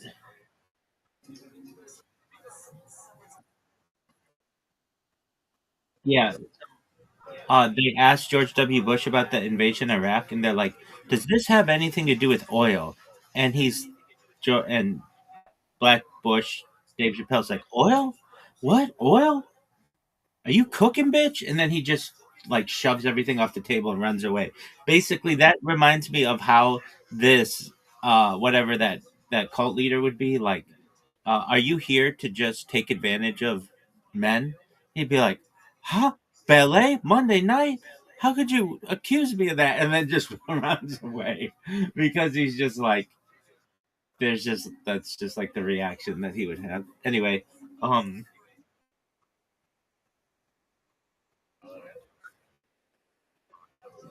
I, I,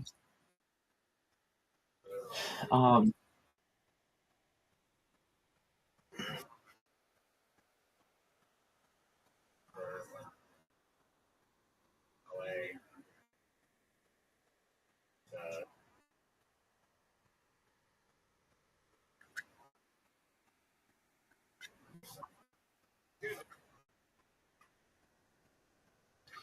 I like how back then it was such a big deal if somebody started in porn. it would like ruin their career. But today it would be like, all right. I mean, that's not like that big of a deal. So you had sex with a camera on, no big deal. Like, and then this guy was in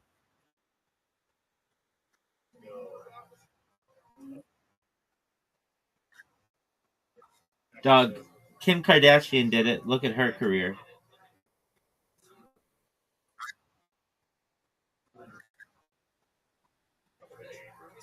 But she she's a she's a respected individual in the community.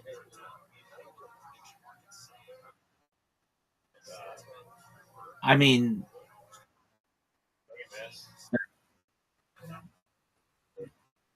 if I asked your average 30-year-old woman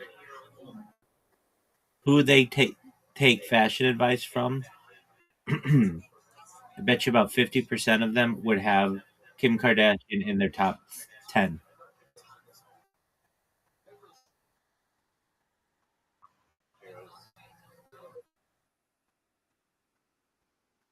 No, I mean, it's just her show was so influential that it influenced the Real Housewives of Beverly Hills and the Real Housewives of Orange County and the Real Housewives of New York and New Jersey, Philadelphia and Atlanta and Miami and Washington D.C. I mean, like there's like this E like entertainment like that channel and Bravo and stuff that like they need an alpha bitch and it's Kim Kardashian.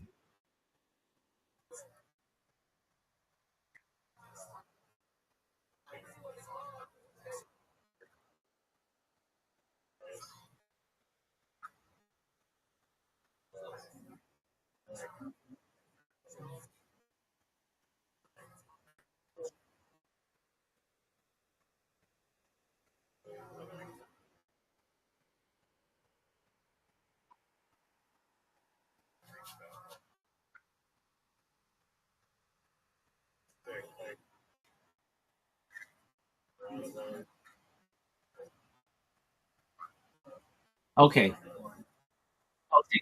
Look at the fappening or whatever when Apple dropped all that content of those celebrities.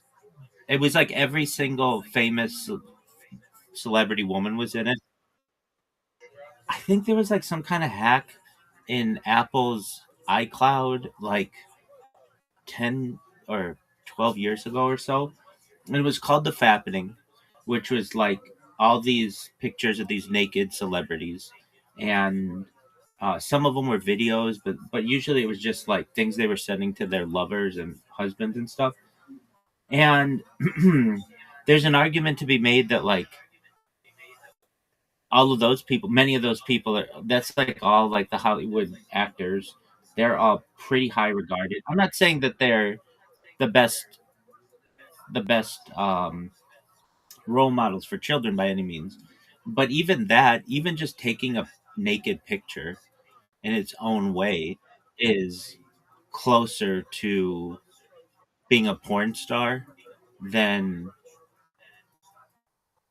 maybe like okay, let me put it this way. This is delicate. Okay, there were some celebrities who were found to have like pictures of them taken like in the 60s and 70s and stuff, and that had some ramifications on their career about like should they be considered a moral person or whatever. This is like a discussion that happened maybe 20 years ago, and today that's like no big deal. Like, oh, you had naked pictures of you like taken, like that's so what. uh I'm saying that the pornography industry is moving much more towards it. Okay, here's my example. You have an actor, Shannon Elizabeth. She was in American Pie. She dated Tom Brady for many years. She just started in. What are you doing? Crumpling up paper in the microphone? Okay. Well, tell your taco bag to shut the fuck up. Anyway, so Shannon Elizabeth stated that. She just joined OnlyFans, and she made $1 million without uh, without getting getting naked. And who's that other bitch? Jamie Presley. Been naked on camera before. She's starting an OnlyFans. She's the one who looks just like, or Margot Robbie looks just like she does.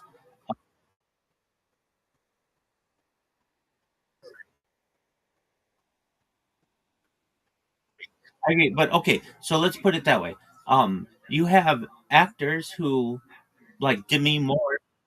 She went topless for striptease, and that was actually a really powerful movie about like women's empowerment and a good mother, or like a lady who's just trying to be a good mother. But it was distorted by the fact that, hey, she's gonna be topless on camera, and but like she was up for an Academy Award like 2 years ago. Like, didn't ruin her career. I'm not saying she's like the worst person ever, but like there's a fine line between motion picture nudity and porn. There's just some really bad movies out there are arguably porn. They're just softcore porn.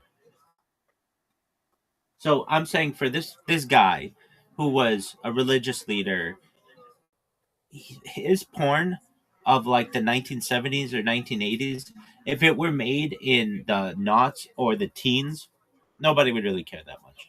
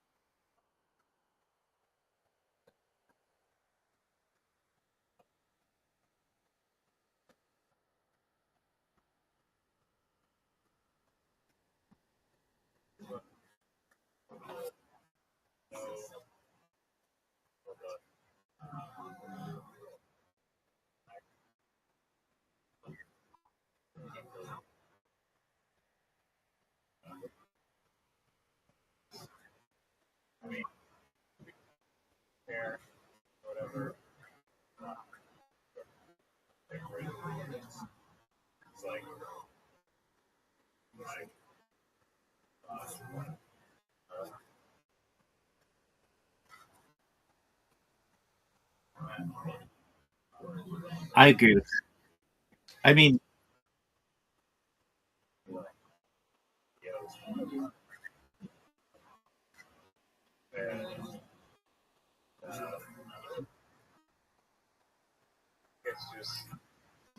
I did it.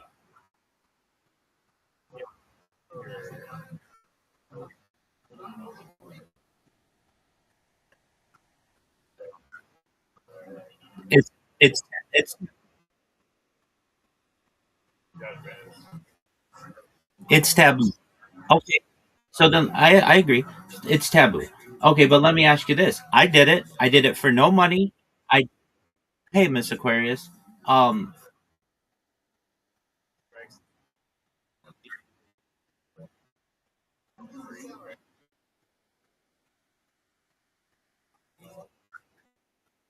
Dude, he did really well.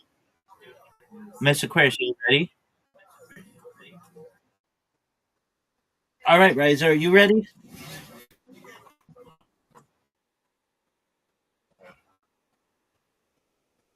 You take your time.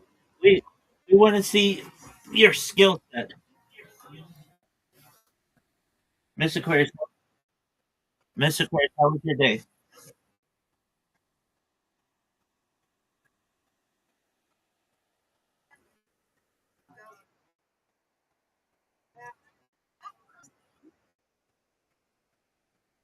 You have three options.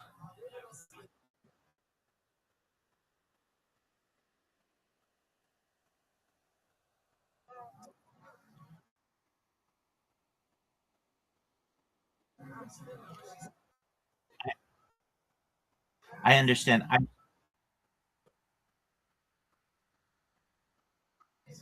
Okay. I just want to make sure I'm hearing you correctly. You're saying auctions. Okay.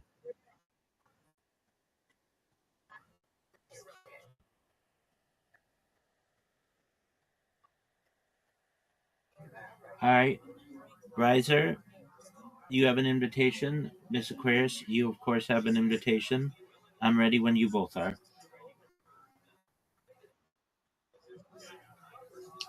Okay, let's send it again.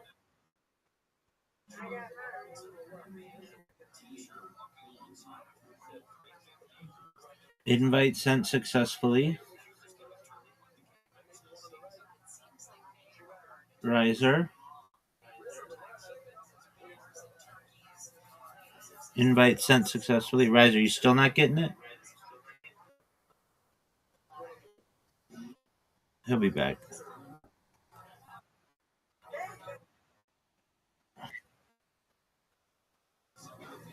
There you go, big dog. All right, Riser, we're gonna see your skill against a, a real expert, Miss Aquarius.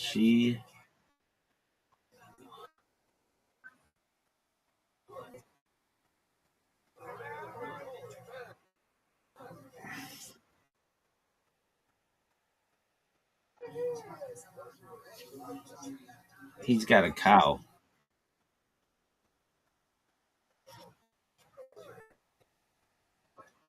Yeah, he is. We are serious, dog.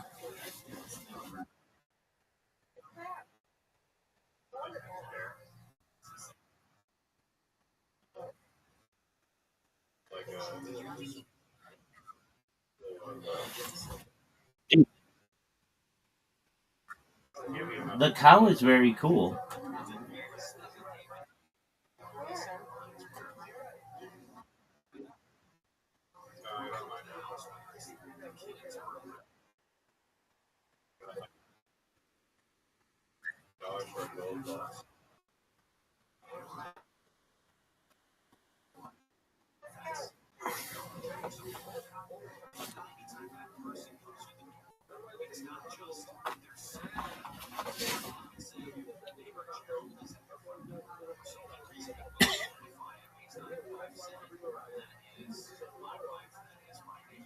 Garbage.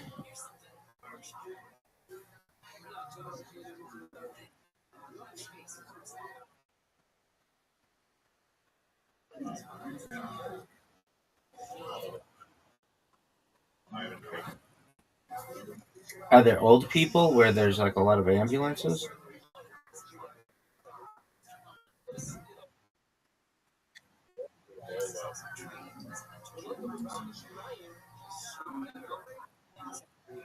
Miss Aquarius with the big lead.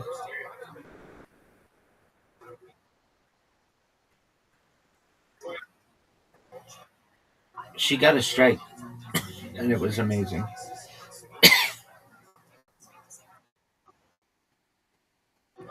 Devastating. Give me this. I mean, that sounds like a you problem. That's not a Miss Aquarius or me problem.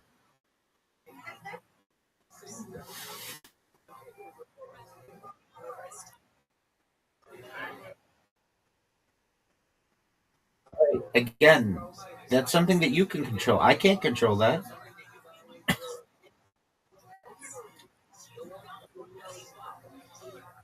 Miss Aquarius putting up numbers. Get it. What a great spare. Folks, if you're watching Miss Aquarius just had it on the lane.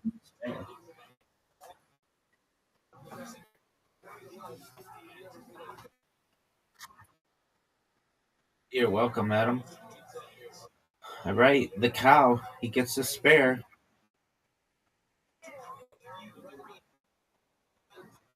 Give me this. Garbage.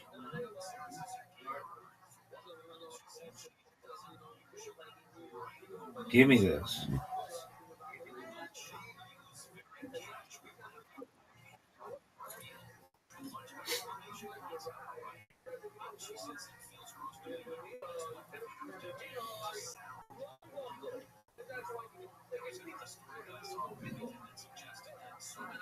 Get it. Miss Aquarius putting up numbers, folks. Look at her. Look at this. She's in the 70s. 74.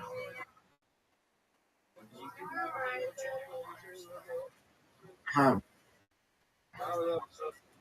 Right, so I didn't program the app, my man. Oh, nice. That was pretty good. Pretty good kick.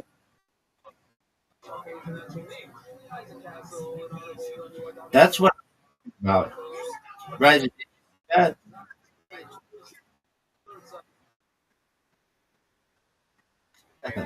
Oh, this is tough.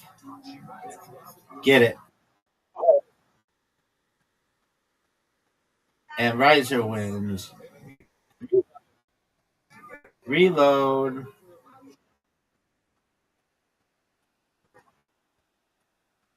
Yes, ma'am.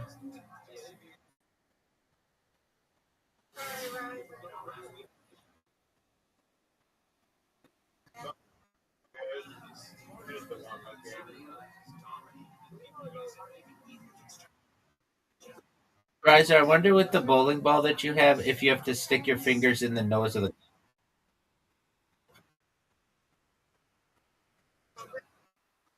I agree. I would too.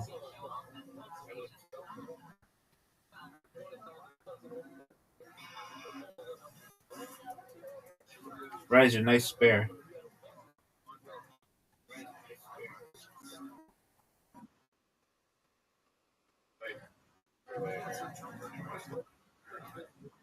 Are we watching Michael tonight, Riser?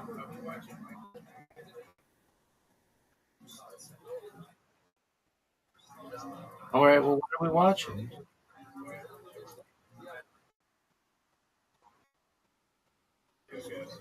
Big Dog. What documentary are we watching? All right. All right. Room two.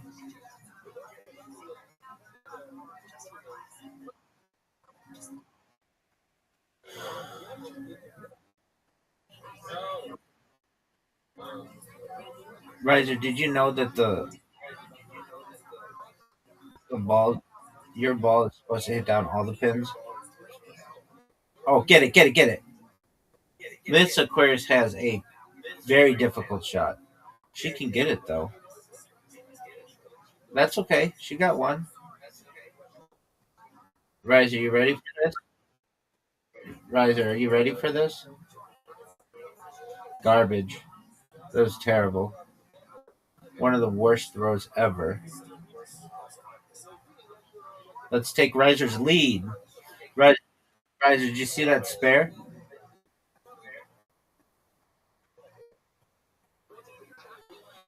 Whenever I see your ball, I want to stick my nose and my thumb in its mouth.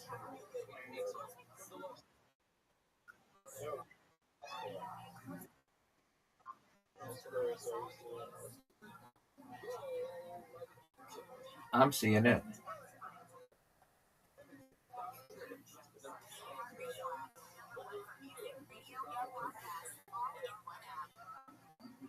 Get it. Great spare. One of the greatest spares we've ever seen. Riser, what are your thoughts on this?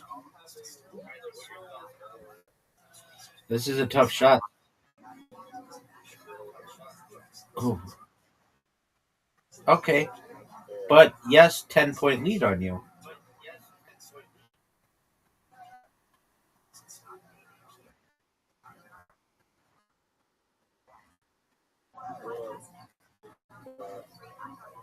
You think it has to do with tacos?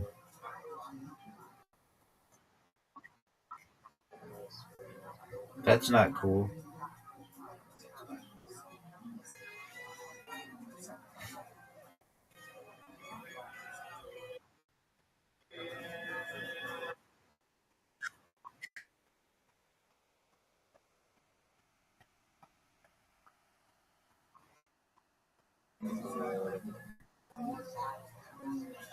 Are you serious? Riser, are you ready for this?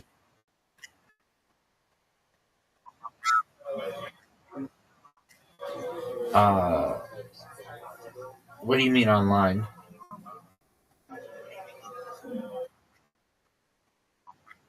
Okay, I have never seen anybody who's been like an expert at doing that. Um, I have seen somebody in archery though who was amazing. Like they got a score of like 250. It was like, oh, yeah, they must have had some kind of bot. I didn't get. I This is when I was at my best, and I didn't get within 100 of them. Get it? Nice spare, Riser. And so, oh, that was Miss Aquarius. Apologies. Uh, and so that broke my will to want to play that game because it was like, no matter how good I get, somebody's still way better than I am. Miss Aquarius retakes the lead. Riser, what'd you think of that strike?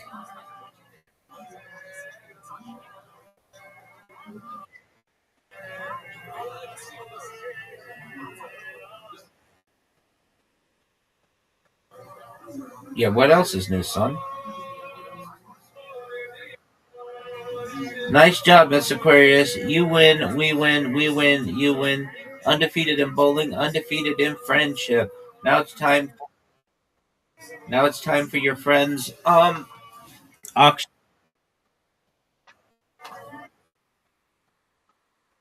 All right, Riser, you ready to lose in Scrabble? Okay, so here's my question to you. I understand if you want to consider the first bowling game that we played to be quote unquote practice or whatever, warm up. But what is your explanation for the second performance of yours? I mean, again, that sounds like a you problem, not a me problem, dog. Are you ready for your dog? Are you ready for your invite?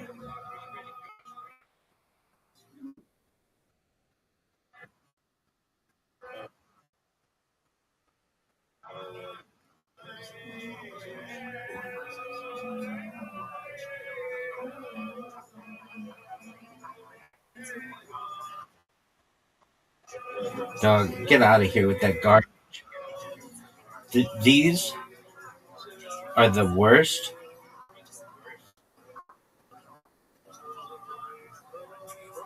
Maybe the worst.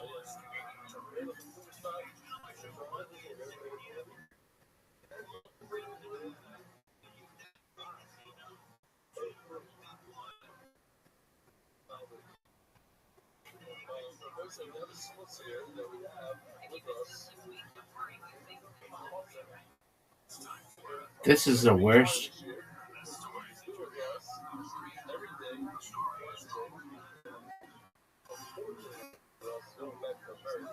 Worst. The worst. Dog.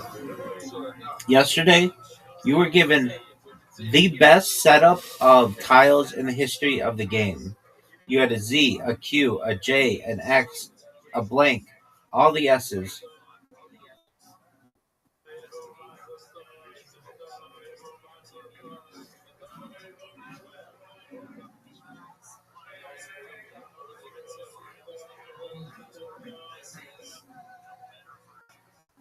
I'm gonna talk so much shit in this game.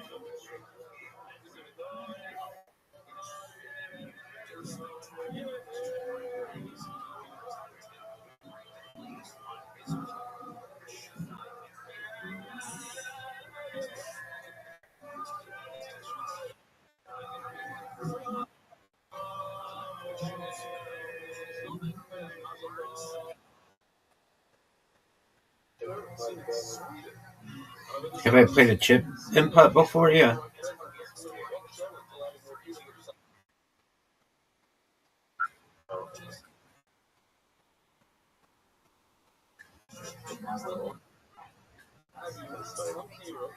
Is it?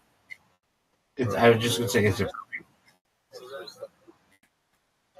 How does it get maintained?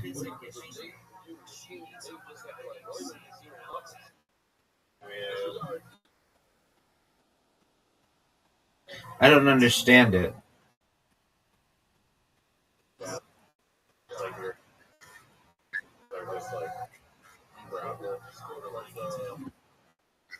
Gravel. So you have to use your club on a gravel surface.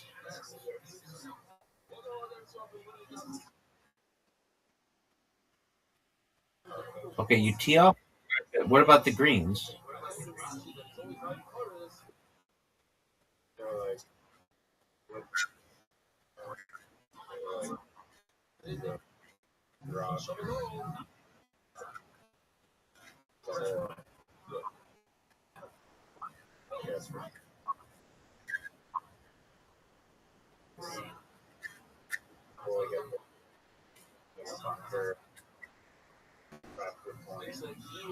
All right, so that's not golf though.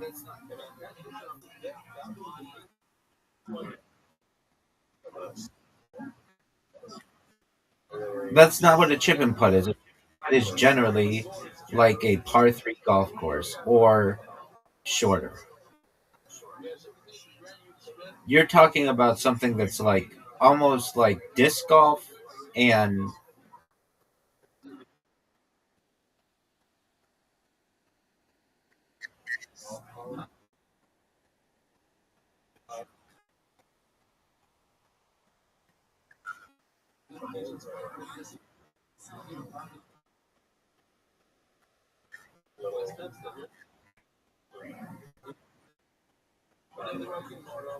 okay. Dude, how did you get such a big lead? Are you are you serious with this garbage? Get out of here with your S's and your E's and your Y's and your M's and your G's and oh, are you serious? Are you fucking serious? Are you serious? I'm gonna have the greatest comeback in the history of this game, son.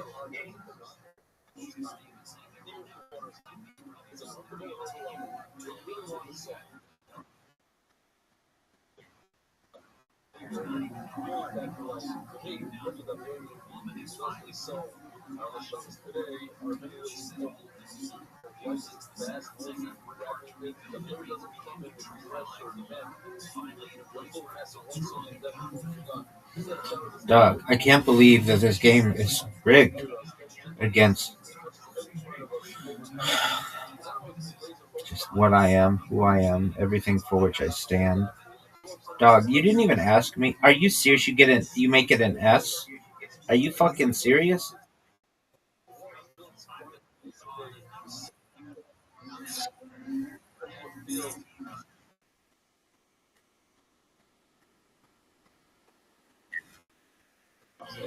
That's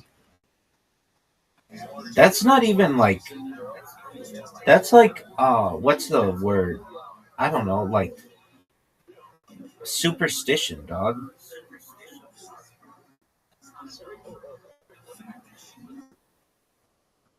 Dog, it's superstition. The writing's on the wall.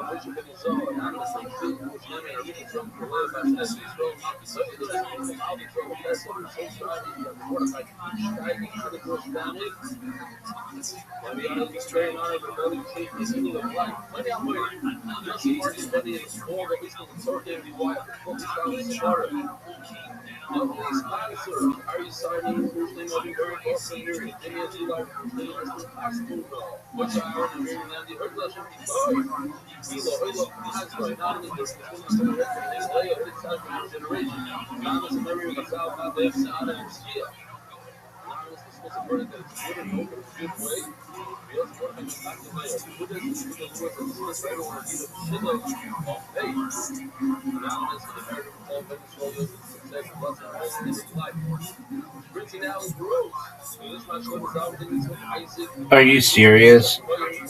That was great, dude. That was great. That that that was great.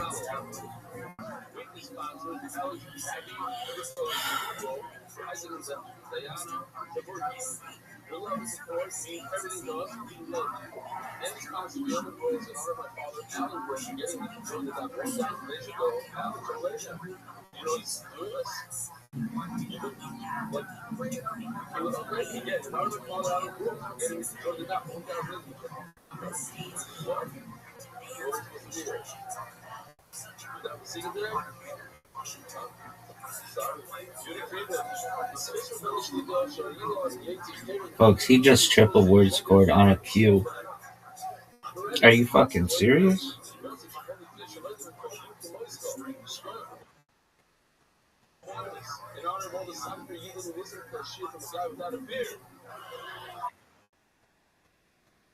Yeah, you should have one. You should have a giant one.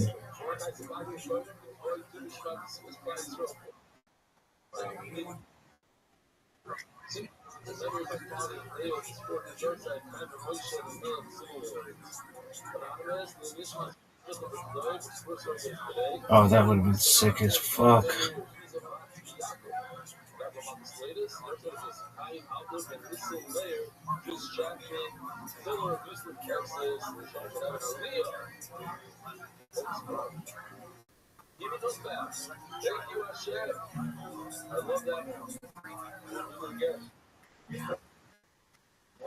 I mean, do you really want me to go into the depth of dictionary? Do you want me to read you the dictionary? It starts out with like aardvark, dog. Aardvark. Next word.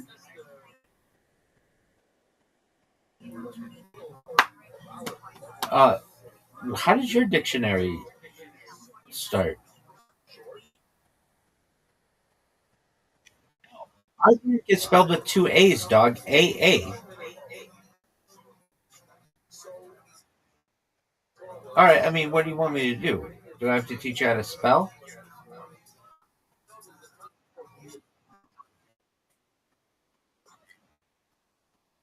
Okay, I'll let you go again.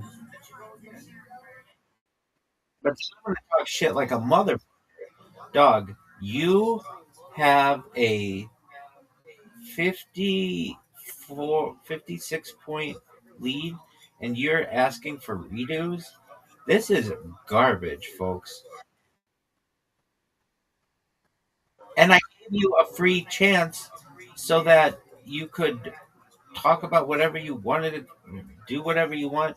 We're having to hear. We're having to spell the word aardvark for you, dog. Aardvark.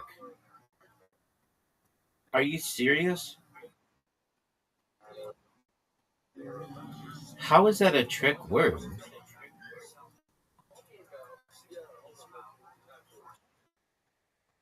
All right. Well, your 56 point lead is down to 46, baby.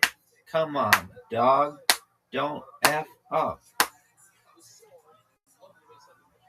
That was good.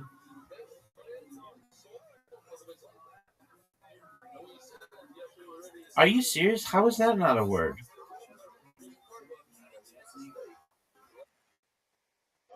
No, that is a no. That is a word. No, it is a word, and they're not giving me credit for it, and that's garbage. What was your word? I asked you first.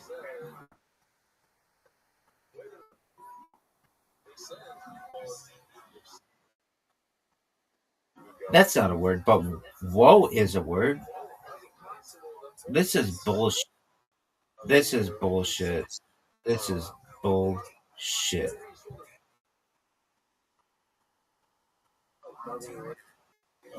It's spelled both ways. Yeah, I know. No, it's spelled a bunch of different ways. Egoic is not a word. What is egoic? What does that mean?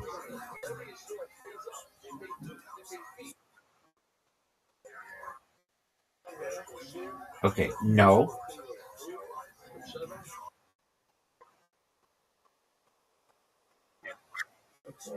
Are you sure you're not thinking egotistic? Egoic.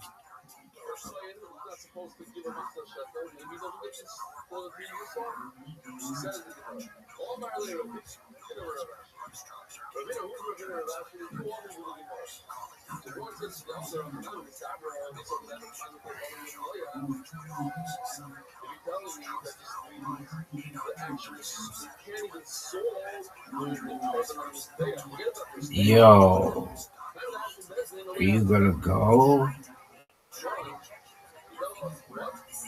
Deli and Rio. That was good.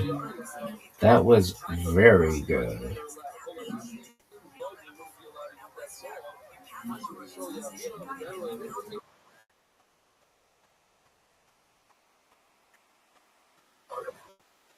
Okay, fake news, dog. That's cool. That's really cool. Fake news. Okay, that's cool. And I like that you want to tell that story.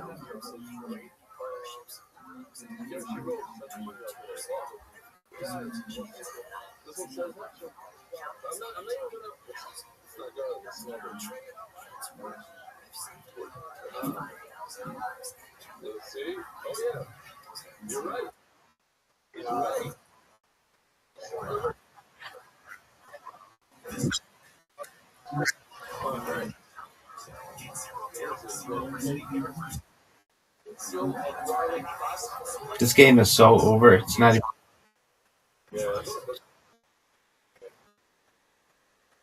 It's not even. Virus. Hantavirus. Dog, I didn't get COVID. I didn't get Ebola. Do you know how many end of the worlds I've been through? Ebola, the 2012 Mayan calendar, the Cold War, dog. I'm fucking bulletproof.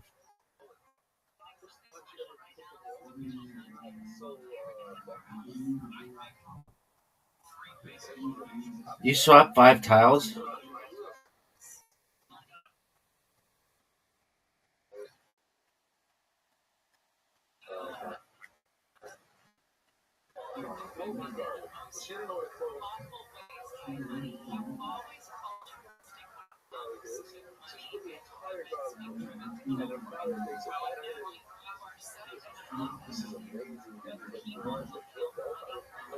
Look at that move. All right, it's kind of a thing. If you were going to play it, then you should have played it. It's as simple as that.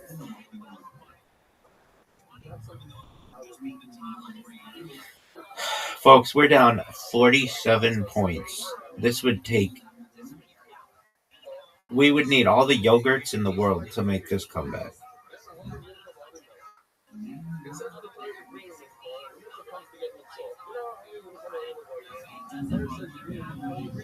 Oh, that was good.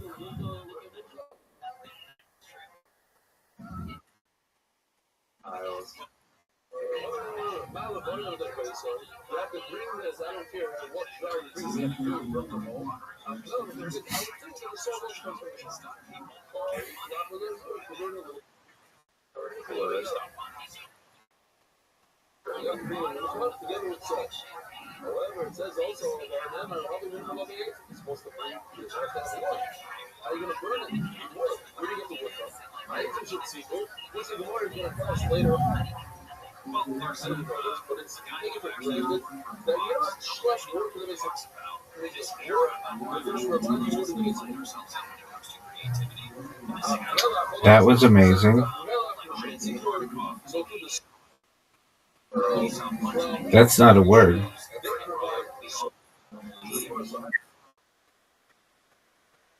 No, it's not a word. Oh, what? World is not a word. I know that. Everybody knows that. That's not news to anybody. What is news? Earl is not a word. Earl is a word.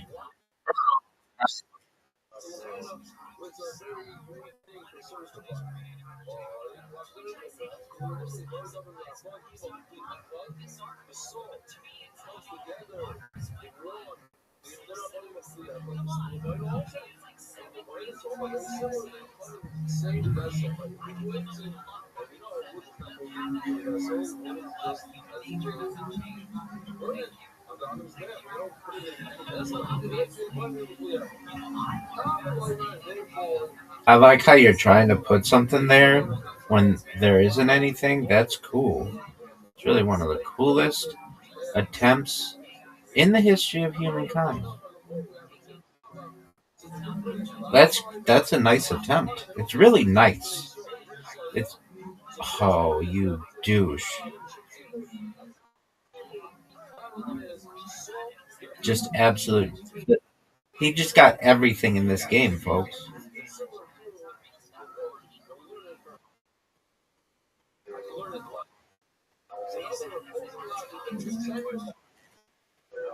Oh, one S.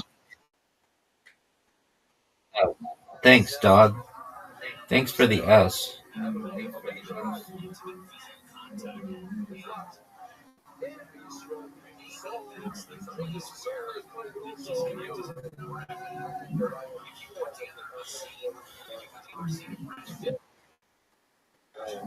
Dog, down by 87 titles. Shut the fuck up.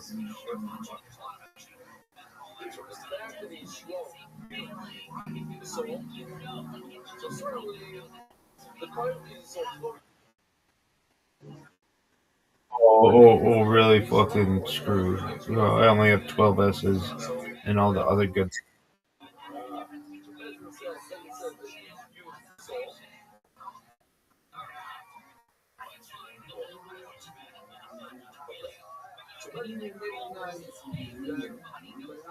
F you, man. You had you had the J as well.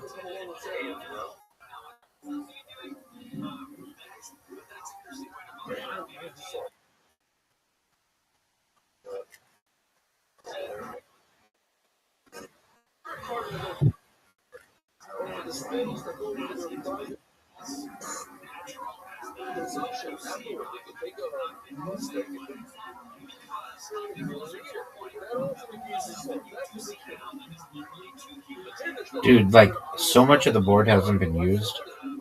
Pretty redonkulous.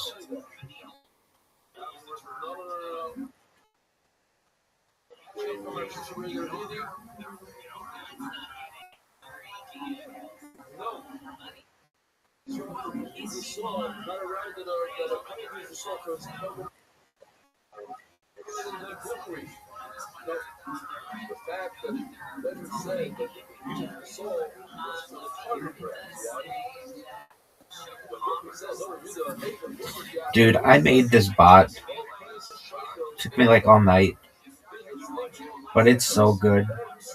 It posts 10 simultaneous blog posts on 10 different blogs, which allows me to dominate search engine optimization.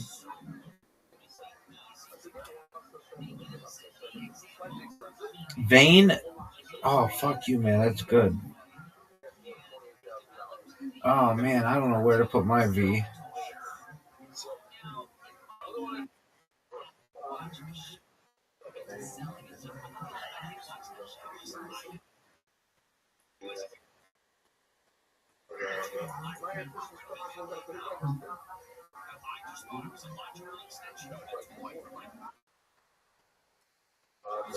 It posts.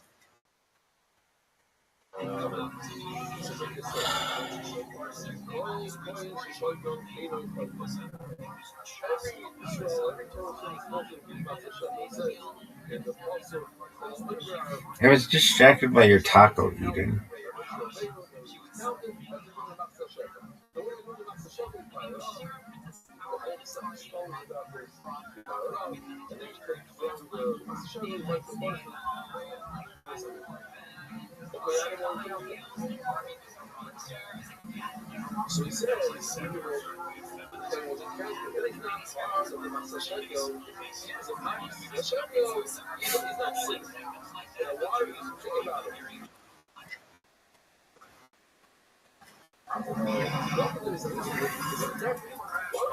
So anyway, this bot, it also puts a picture and puts titles in the picture, titles in the blog post, and the blog post can be about whatever I want it to be on. It's on like floating cities and like amazing shit.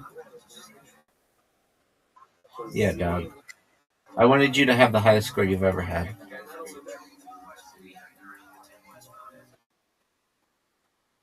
Well, then I guess it doesn't count now, does it?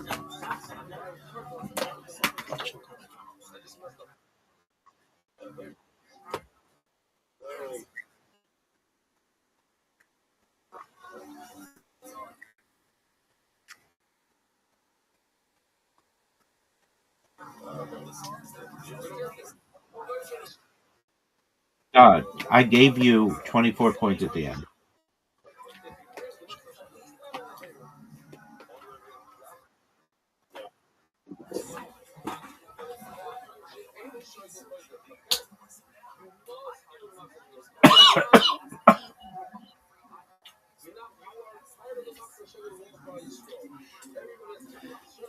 All right, what's the documentary, son?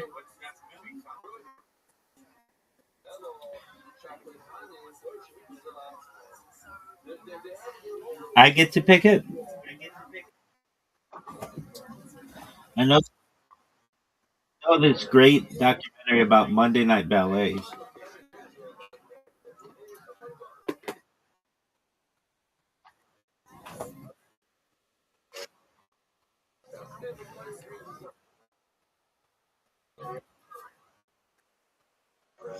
Yeah, dog.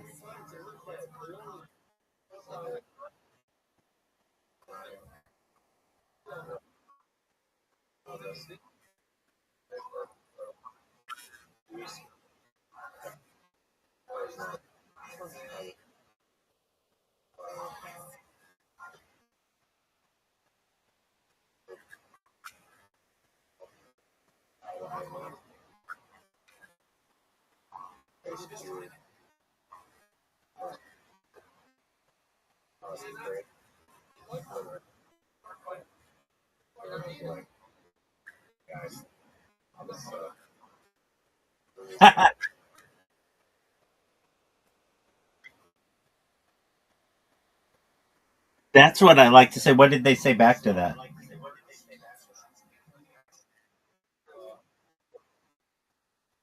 You can read it.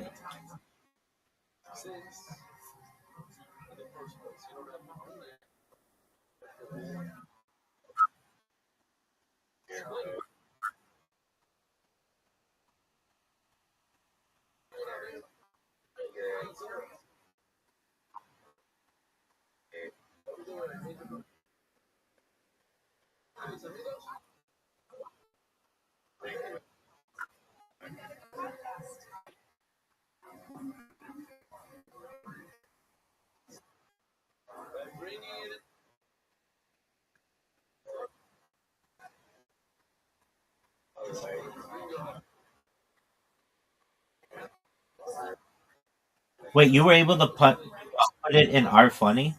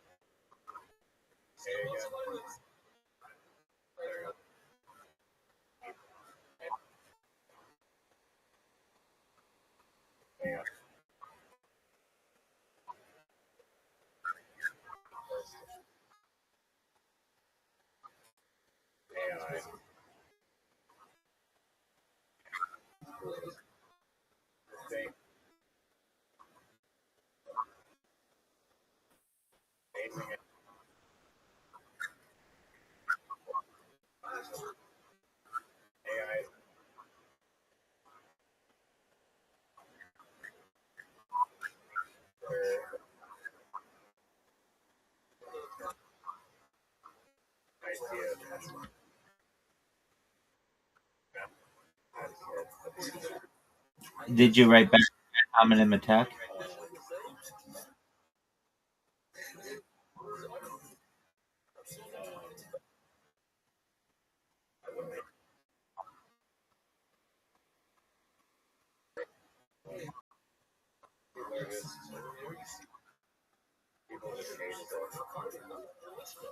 I think it was the best thing ever.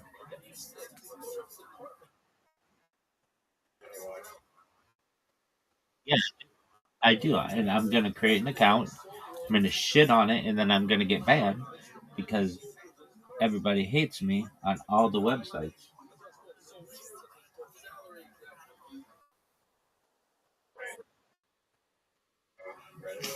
That's not a word. No, it doesn't. Earls are Earls are cool.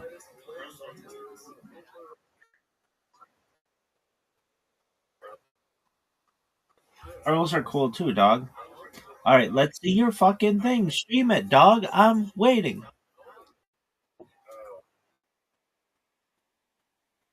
Oh, that's too much work. Just stream it.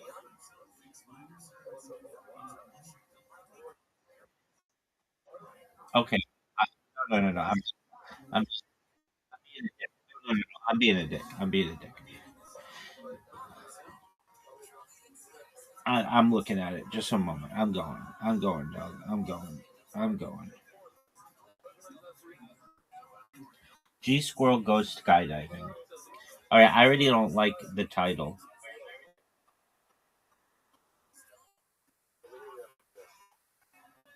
I swam across the entire length of the Amazon. Okay. G-Squirrel has done many things in this life. I've played the bongos in the Congo. I've swam across the entire length of the Amazon River. I've ridden on a capybara across the Valley of Fire. But today was the day I learned to fly. Yes, you heard correctly. I'm about to fly like a G6. What you are about to see is called a USO, unidentified scroll object. G-Squirrel whizzing through the air so quick is causing those classified thermal images to go berserk. No one can detect my levels of speed. That's how fast I fly. My cheeks were flapping around like loose tarps on a highway truck. There's no phone notifications at this height, just pure sky. I even got to play a quick game of shuffleboard floating above the planet. I was scoring hanger after hanger. When we linked up belly formation with homie Coco, Puff the Tiger. Yeah, I'm eating spaghetti and meatballs in the sky too. My name is G Squirrel for crying out loud. I stuck the landing like a church bell effortlessly striking noon. Drop a comment what you'd be screaming on the way down. Okay. Here's my question. Was this at any time ever posted to TikTok? Then it's perfect. Then that's exactly what this fucking subreddit's for.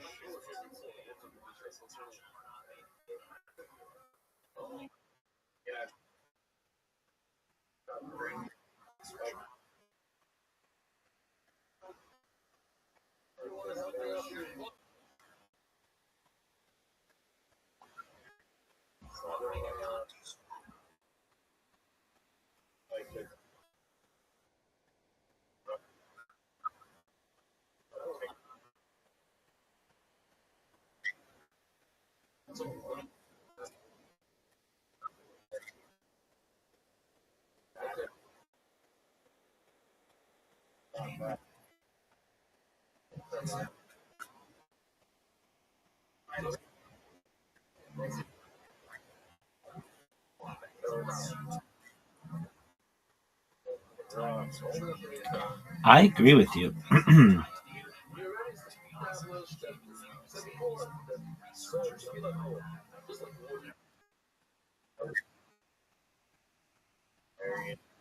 No. And they didn't ban you from posting that there?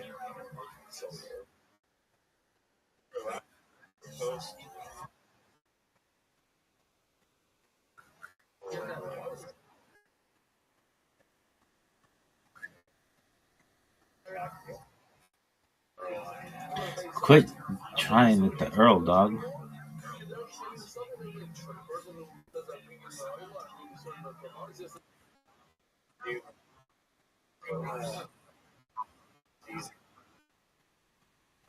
Nobody's seen that. What is that?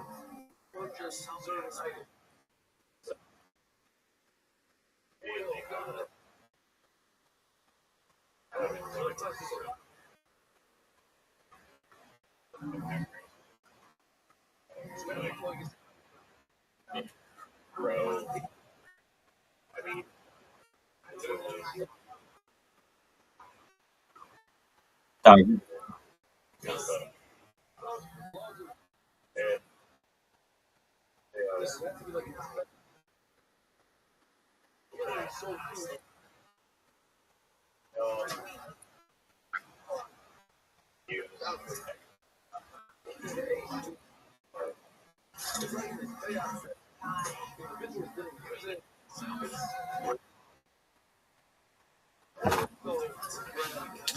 Um,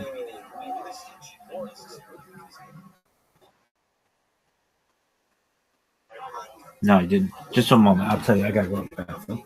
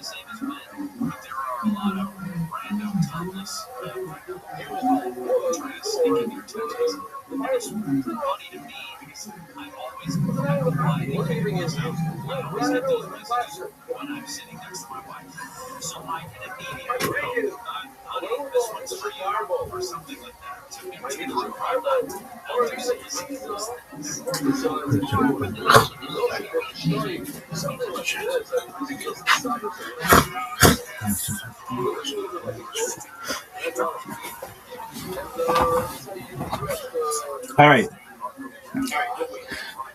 I kind of liked it. Yeah, I did. I kind of liked it. The animation, everything was really good. You make a valid point. Like, dude, it would take so long to make this in Blender that what's even the point? Just for like that one video, and it it was entertaining. It reminded me of like Alvin and the Chipmunks um or Chippendale.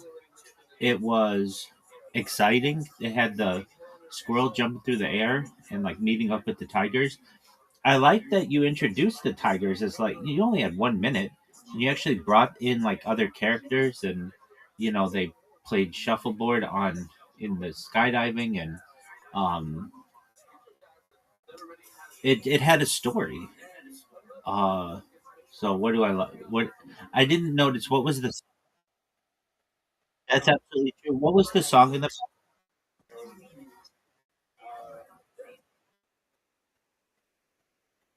Oh, okay, yeah, Cindy Lauper.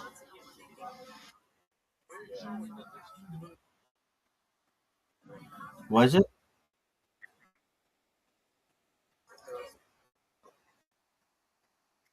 Word dog. Um so I liked all of that. Um and I'm trying to think of anything that I didn't like about it. I mean, I get what they're saying.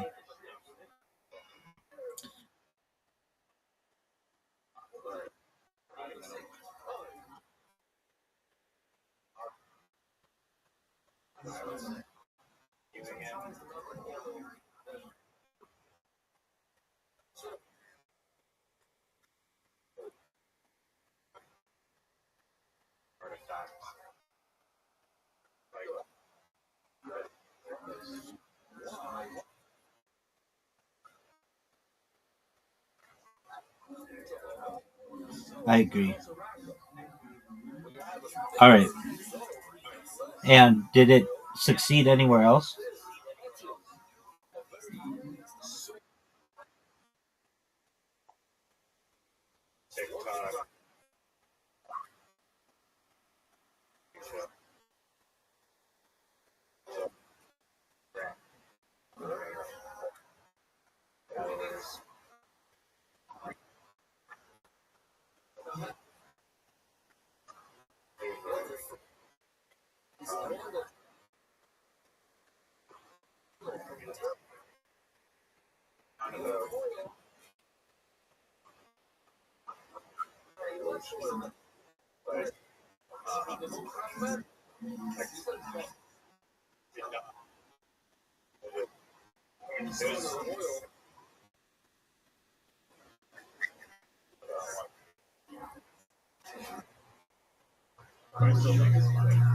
Okay. All right. I'm looking through all of the things on.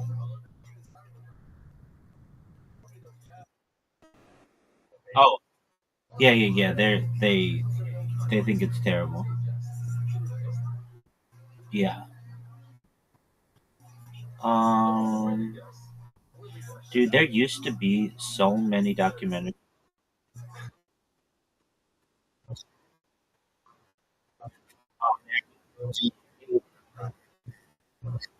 They'd hate it.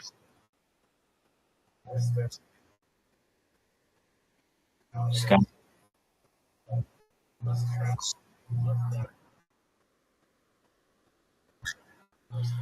Ad hominem.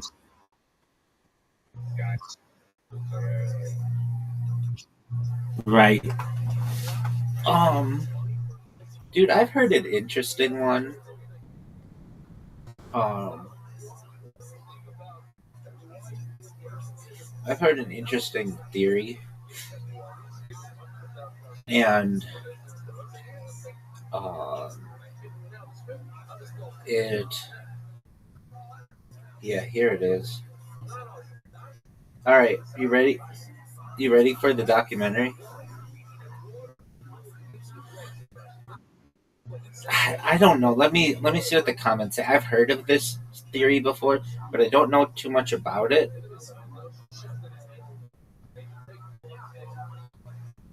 Um,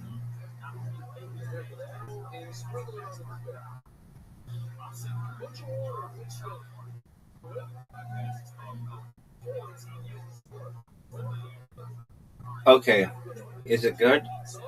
I mean, people are shitting on him, just like um, they shit on you.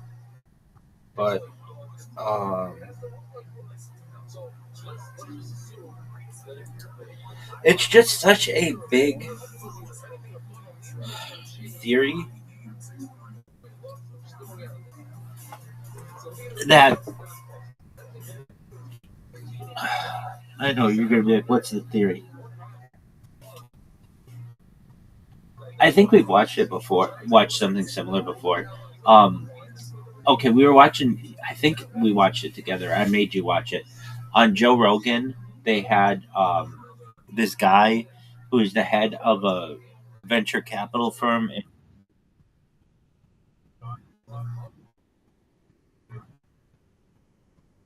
Oh yeah, dude! If you want to watch McMillions, I'll watch it. But it's a seven.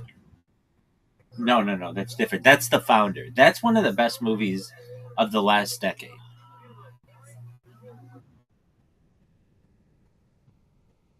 McMillions is the story of the McDonald's monopoly pieces. McDonald's used to have a game. I guess they still do. Yeah. Um, yeah. And the Ray Kroc one is it's like my favorite movie of the last 10 years. Um,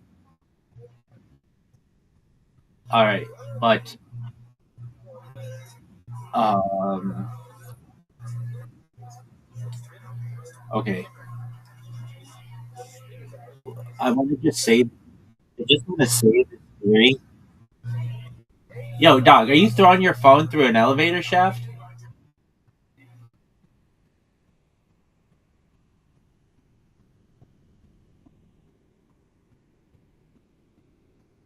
Dude, the lady who's a 50-year-old 10. Dude, you don't think that I fucking forgot about this hoe. She's hot as fuck. Oh, lady, you're hot as fuck.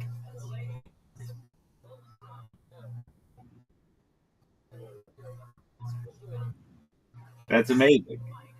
Why don't you try to stick it in her?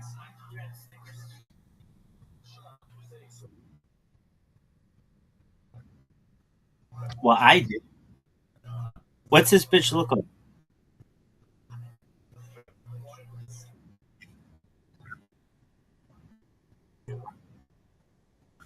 Doug, what does she look like? I didn't ask you what her employment history is.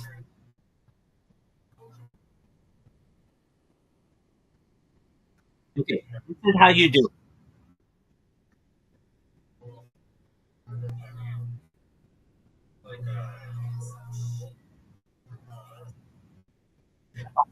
This is how you do it. Okay, here we go. Here we go. Here we go. Here we go. No, no, I'm sure she does. Does she look like anyone famous?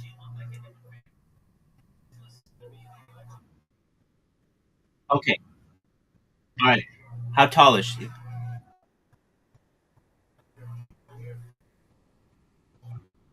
Okay. What color hair?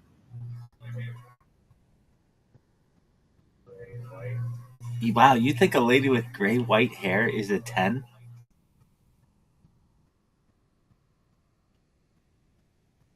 No, no, no, no, no. You said this bitch is a 10. I mean, that's cool. That's cool. I think, like, I think some ladies who have gray white hair are perhaps 10s, but it's like, it's pretty rare. Okay. How's her smile?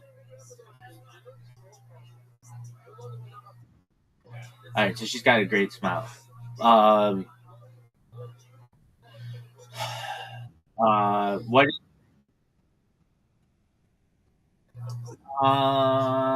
does no, no, nobody wants that. Nobody gives a shit about that. Does she have huge tits? Okay. Well then,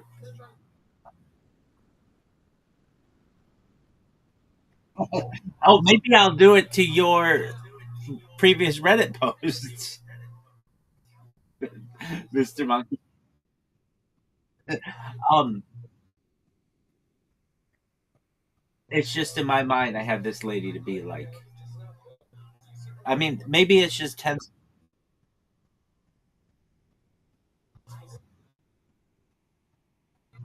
Okay, all right, there you go. Um, all right. So this theory is an interesting one. I think we watched it. It was Mark Andreessen. He's the guy who like does venture capital. He was on the Joe Rogan Experience, and he's like, nuclear weapons aren't real. And Joe Rogan's like, what are you talking about?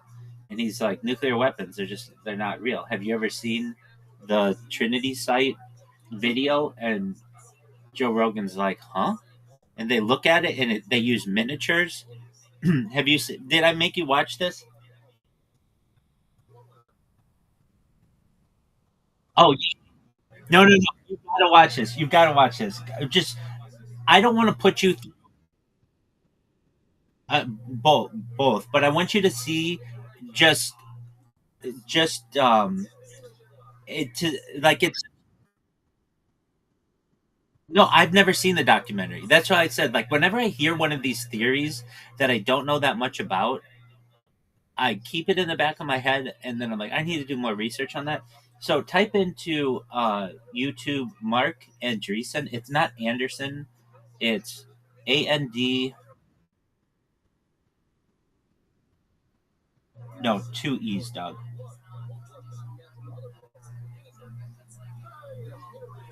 And Joe Rogan, and type in like nuclear. Um. All right. So go to the Joe Rogan. It says, did they fake old nuclear videos? It has 53,000 views. It's from JRE podcast 2 years ago.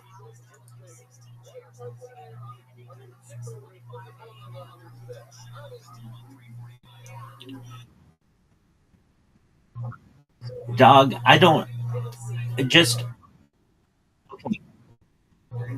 yeah, yeah, yeah. If you want to, that'd be great. So if this is interesting to you, yeah. If this is interesting to you, then I have a documentary that I've never seen, so I can't say, oh, this is a good documentary or a bad documentary. Yeah. Okay. You got to say it nuclear though.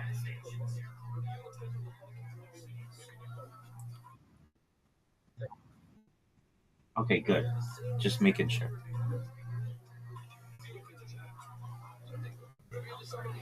Yeah, so we'll watch the 7 minute one. And if you think this is interesting, then we'll watch the if you're just like, dude, you're bonkers on this one, I'll be like, okay, well then Mark Andreessen and I can jerk each other off in the corner, but it doesn't look real to me.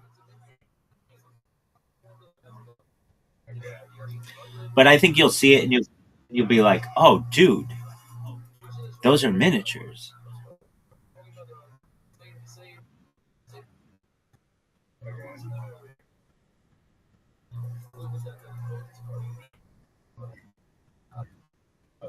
Dude, shout out to Riser. Anybody who's watching this in the future, how amazing he is for streaming this. I know it's a pain in the ass. He's such a good friend. shit constantly, and he takes it so well. He has such a good heart. Just shout out to Riser.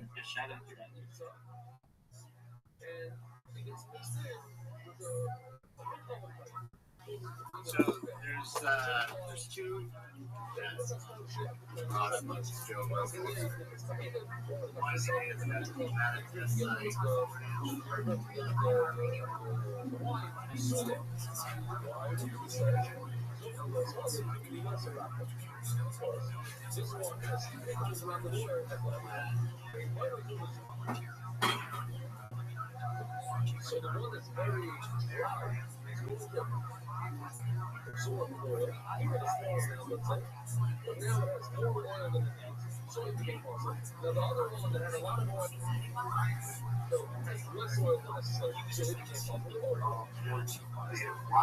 One of the things that was Riser, if you can hear me, this is not it.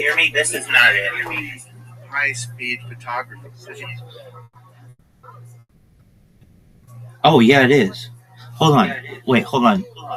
The thing that I want you to see is 7 minutes long.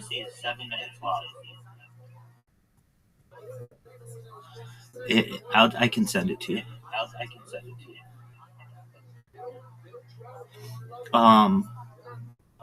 Do you see?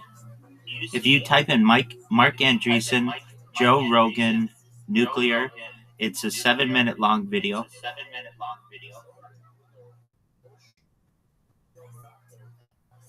From JRE podcast, 53,000 people. That's what it looks like.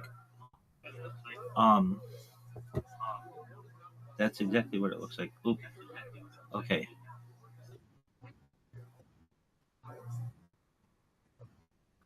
No, because that one, everybody like already believes that they're a thing. I want to hear what Mark Andreessen said.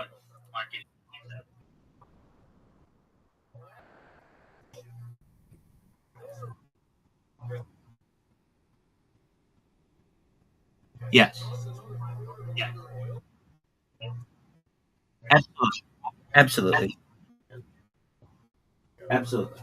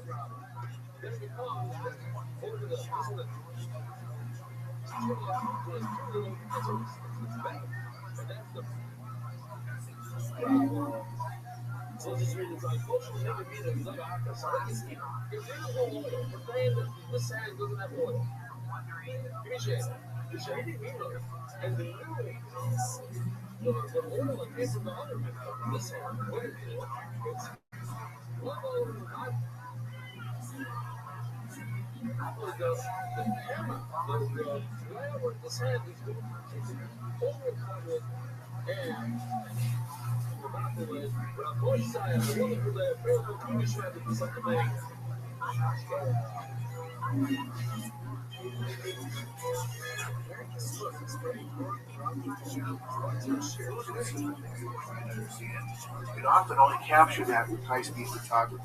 So each and every one of those above ground tabs, they would have camera mounts at a whole bunch of different locations just to capture it. So I kind of disagree. Hello, my name is Joseph Kent. I'm the Chief Community Officer and Curator here at the Atomic Museum. Right next to me is the Rappatronic camera. The Rappatronic camera was designed in the 1940s at MIT by Harold Doc Edison. They would use cameras like these at the Nevada test site to capture the progression of an atomic bomb right after detonation. They would be capturing within milliseconds of that explosion. They would place these cameras strategically around the test and place them in bunkers that will protect them from the blast. I'd like to learn more about the Rappatronic camera and how you photography in general. So what is the name of the One last question before we get to the They say there's been an uptick of UFO sightings since we started testing out nuclear weapons. The theory is that the aliens are coming to kind of shield us from ourselves, protect us from themselves, or there's a uptick in, high-tech craft that the United States is developing. Have you, because you worked out at this site, did you ever experience any kind of UFO phenomenon, or did you see an uptick? And I started out there in 1989. Never saw a UFO out there. We saw any sort of uptick. That even was in Las Vegas. So I really have no idea where the origin of that might be. I actually have, amongst other things, on a board of advisors at the University of Las Vegas. One of the other board members that's with me actually wrote a book on UFOs. I don't think even in his book he talks about the areas of UFOs tied to the Nevada test. So not quite sure where that came from, but there's always speculation. When you don't know something, people like to fill in the blanks with their beliefs on what's really behind it.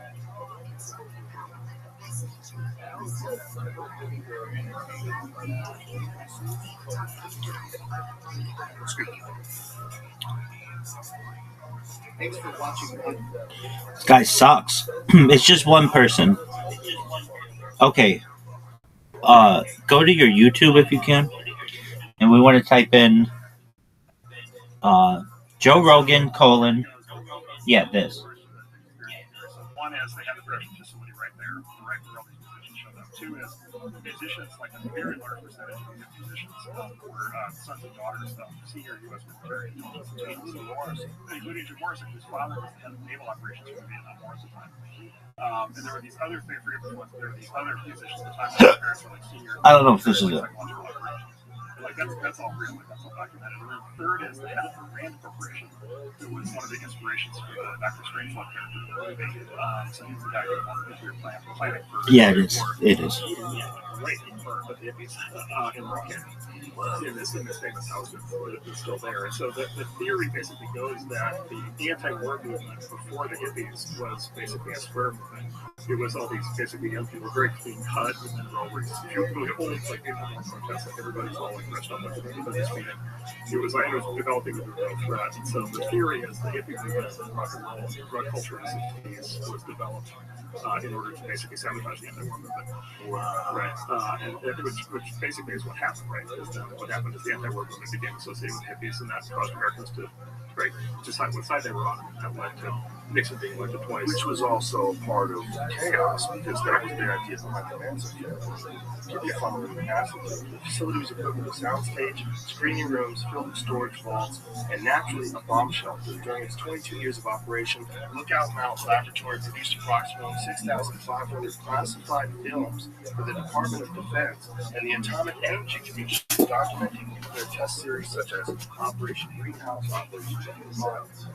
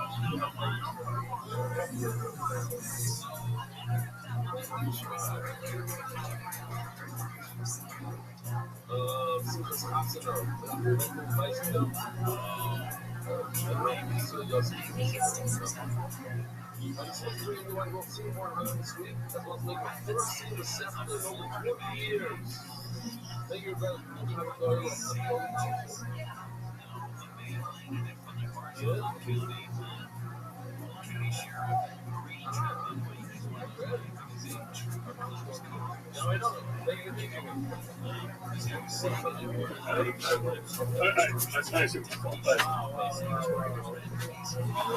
it's not true. The camera alone, like this alone, yeah, there's where's that camera? They have to have it. What does he ask? Yeah, might be one of those. Wow. You know the Soviets. You're in here. When you stand out of capsule space, you can clearly see the actual capsule. You see the film footage that was supposedly in the capsule. There's like two different sources of light, the shadows, the cameras, somehow or another in front of them, this big ass camera, so broken and thing. Like they filmed it afterwards, and it looks fake. Well, I'm sure he really did go into space, but that was the end. That was weird propaganda. Gary Kasparov has a theory. It's the theory they're missing centuries. Yeah, Kasparov has the theory that there are centuries that didn't happen. Which is just literally centuries of like this whole idea of the Middle Ages lasted 1200 years or whatever. It's just like not true. Really? Yeah. There's something about whatever. Is there like enough historical evidence to support it?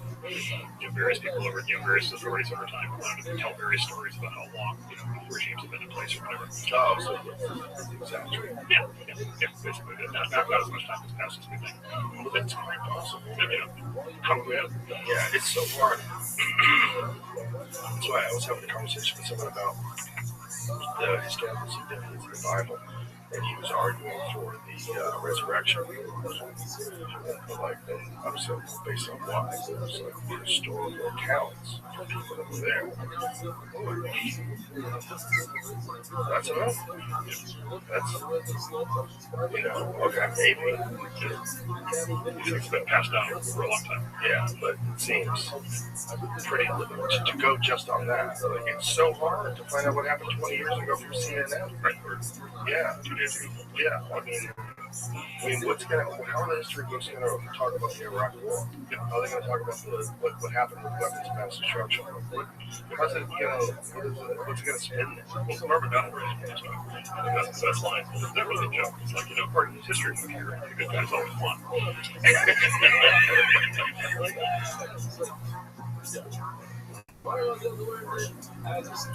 What are your thoughts?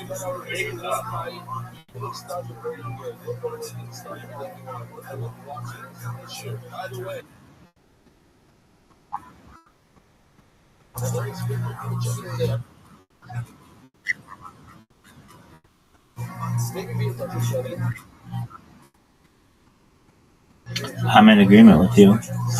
And now think about this is 40, this is 20 plus years before that. So then the theory is, all right, like, do you see how they're miniatures or they look like miniatures?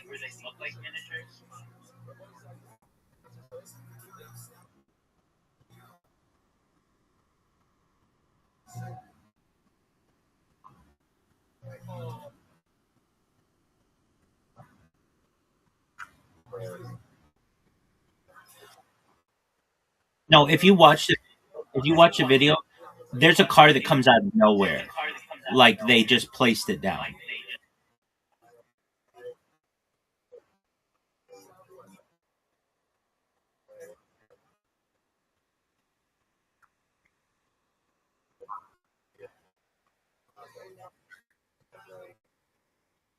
And like, who would be like,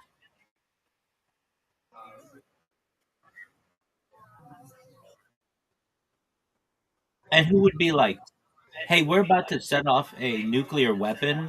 Oh, but there's not a car there. Hey, go drive the car next to the house. Nobody's dumb enough to do that.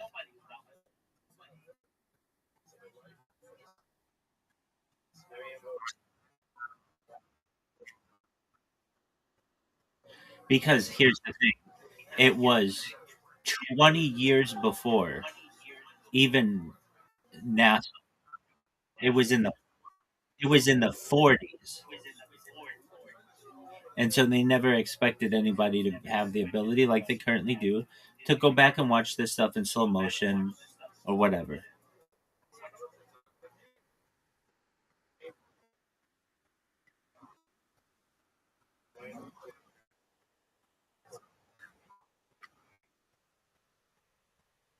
Oh, no, 40s. This is the Manhattan Project, essentially from 1940 to 1945, with the dropping of the nuclear weapons in August of 1945 on Hiroshima and Nagasaki. Now the question exists. Okay, so if all this shit didn't,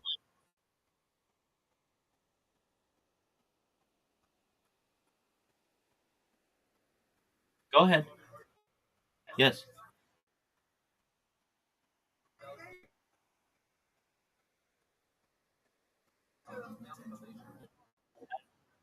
I have no idea who that is.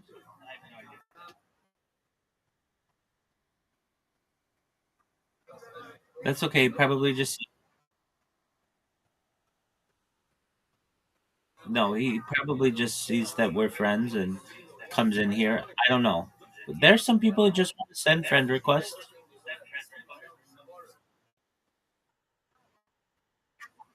That's fine. Just hit ignore.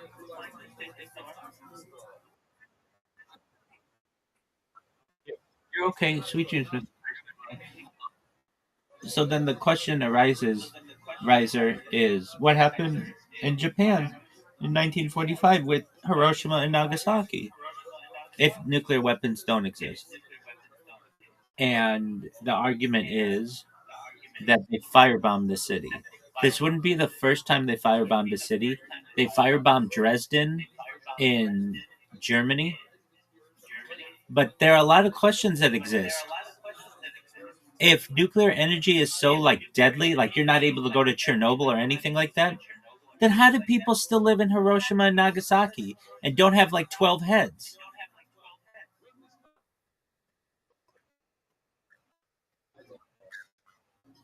Which I would think would be worse. A power plant, you can control the meltdown in like lead lined buildings, which they had. A nuclear weapon spreads nuclear energy and radiation for hundreds of miles.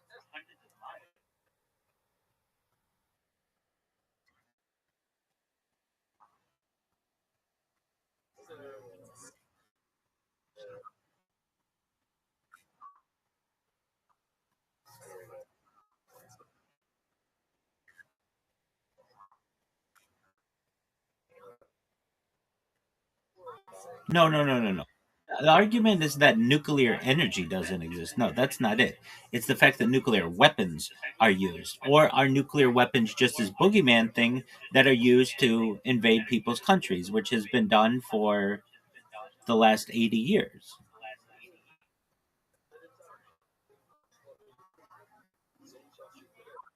It was it was not, no. In fact, where the bomb supposedly was dropped, the building is still standing.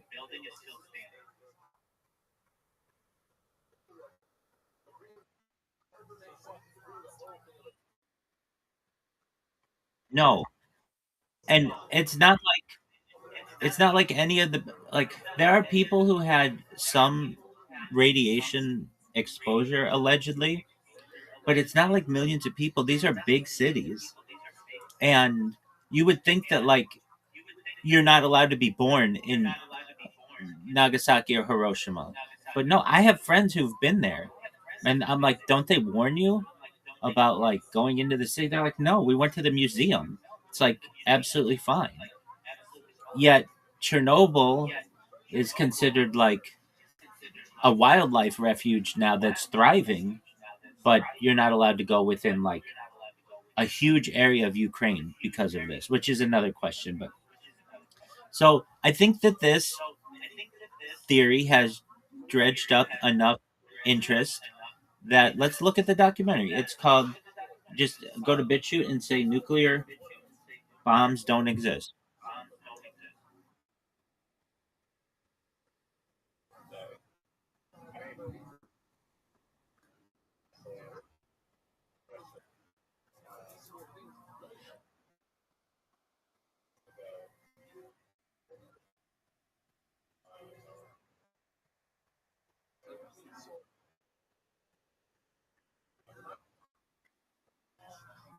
You keep saying nuclear. Okay,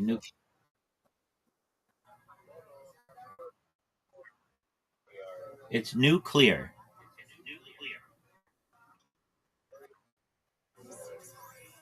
Yes. No, it's like 2 hours. Go to Bit and then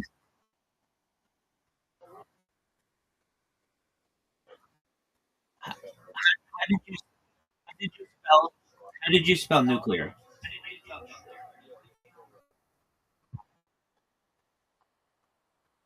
Okay, excellent. Uh, it it is called it is called. Oh no, no, apologies. But just type in nukes are fake. Nukes space ARE space FAKE.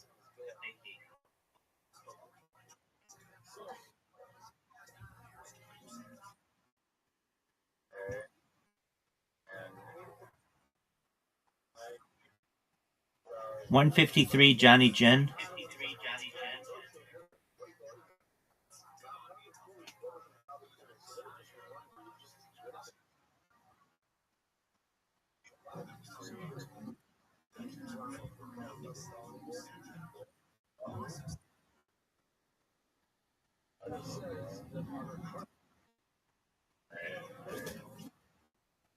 All right, let's roll, baby.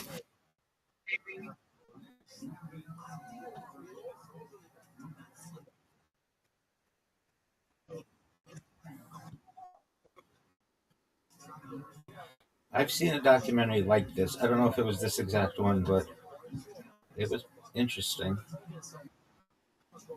I can't say that I believed it, but it was interesting.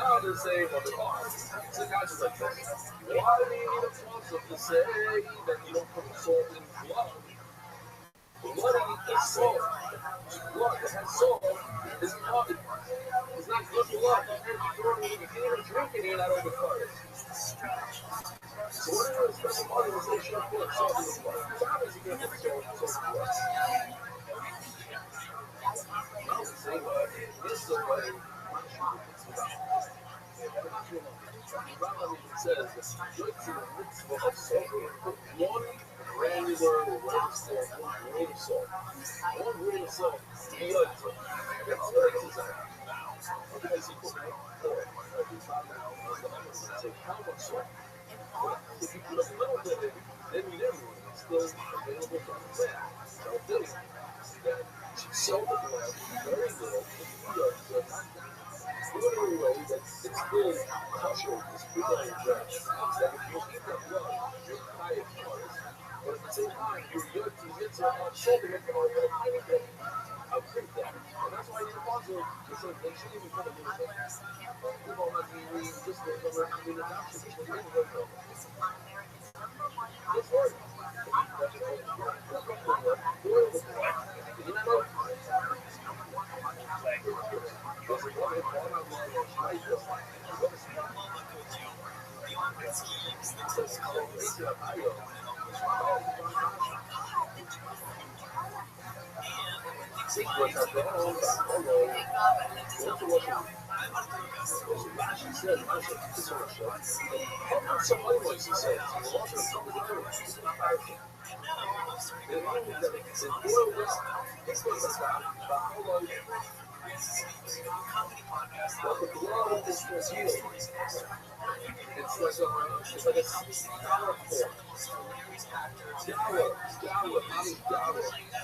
So you look at this, really, the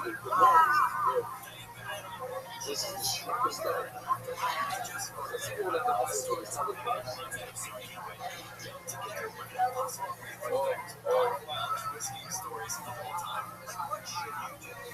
This is what we learned later, so I'm not going to show it later. Basically, Mark says later, it's not a stick.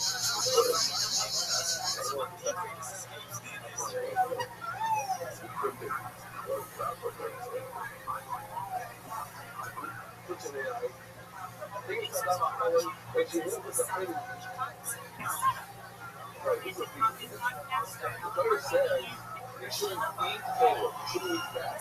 So what if you look required fat? Boiled bread, you need a break. You need a person. But you break it with a straw. Neither. It's still powder. Because the food that boil up blood.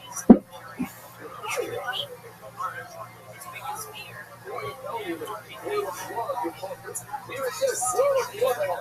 Yeah, it's a foolish. Why should it have that? Boil it up and you ended up.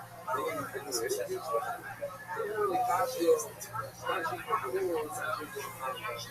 sitting wait for a video. You never go back to work. You end up being like the sun, so you never get back. Right away, all that, you never go back to the but out of all that, right now, we might have 2 hours to go back to the real sport.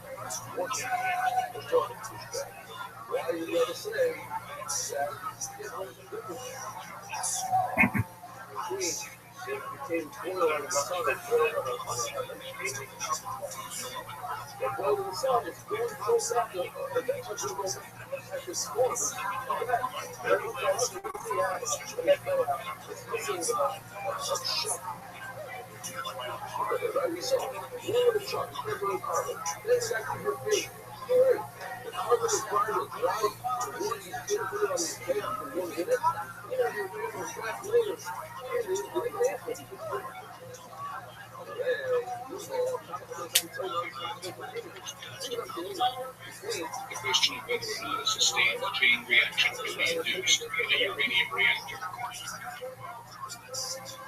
This excessively building of the chain reaction would be a possibility.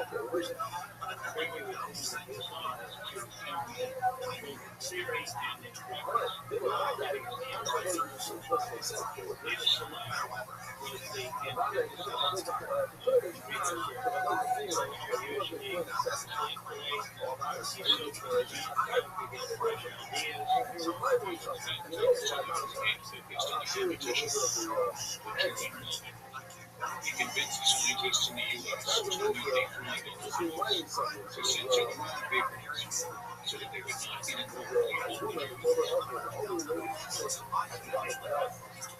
Even the bomb was tried. In fact, its main purpose is to create some need for extreme secrecy.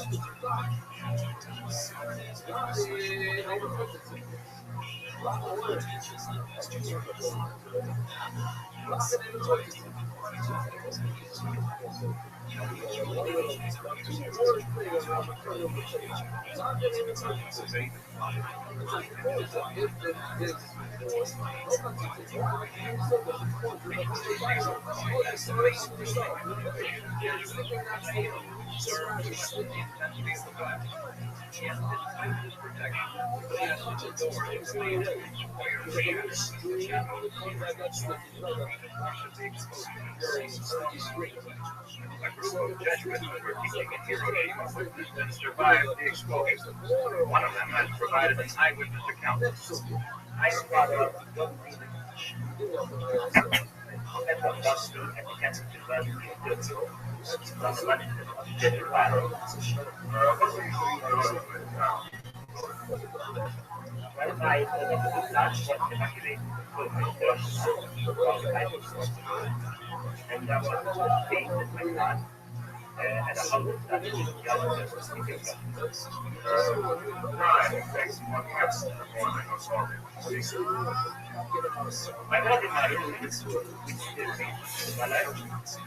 and suddenly I saw a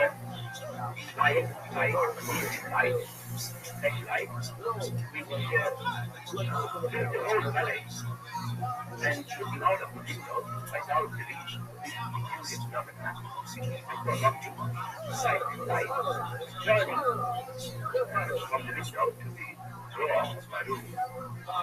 My wife, regret, maybe she has been skeptical after seeing the light and the light.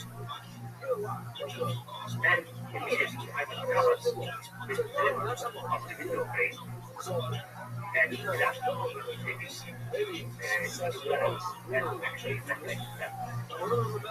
I'm a bias because the section of people on the audience is of development. Many of them well it takes me time to go through it's happened by and they came up to a house and we knew what we could, but there were no much of things. One of those pictures showing the world is ready. But I think that is not good.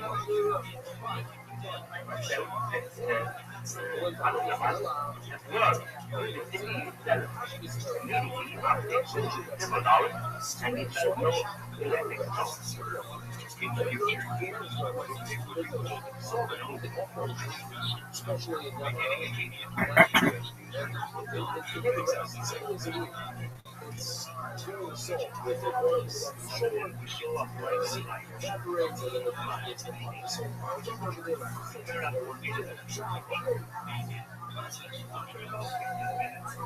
we noticed that in the rest of the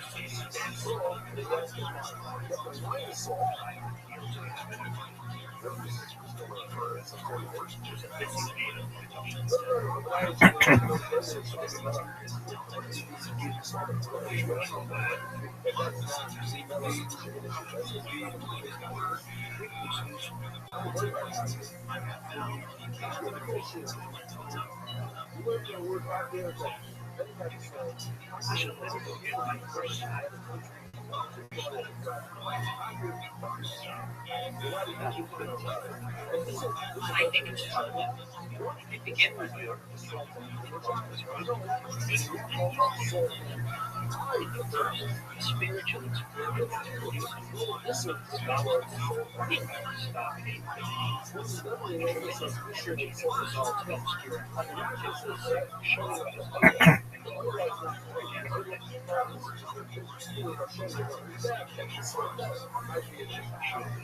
it was in such moments of such as well as God.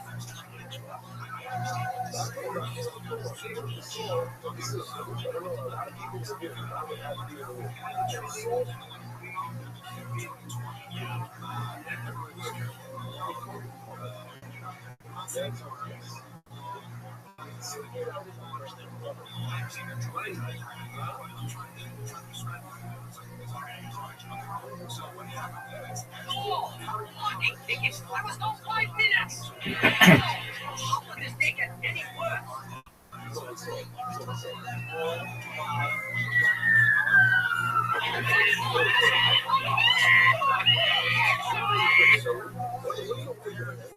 Another thing that people take it as a given that seems to be manipulative fabrication.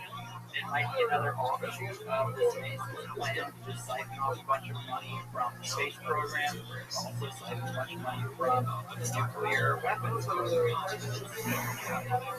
This is only brought to my attention through you and your post about it and the footage that you've shown.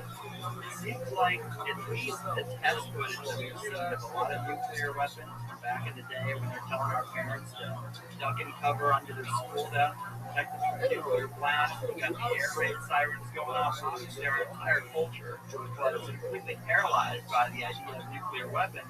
When you're looking at the test footage, given back then it might not have looked fake. Back then they actually thought King Kong looked real in the movie, or Jaws looked real in the movie. But now we can see it's really fake. When you look back at that footage, it's oftentimes it looks like the scale of, say, a subdivision where you're in an empty lot across the street aiming a camera at a farmhouse on the other side of the street, a lot over, and then the blast hits and the farmhouse just gets destroyed. The house just gets ripped apart. What happened to the camera?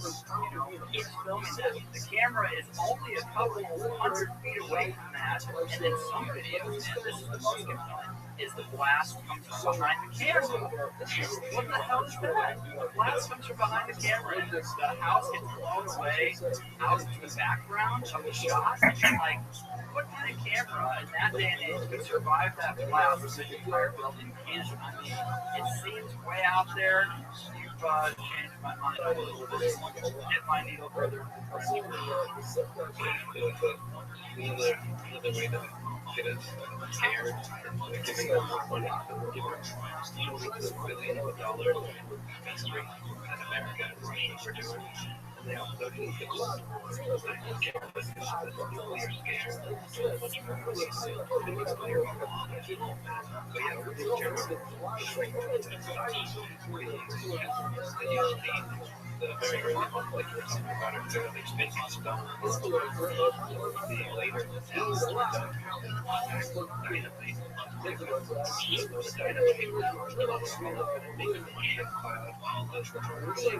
And what they do is they tell they have a bunch of guys watching this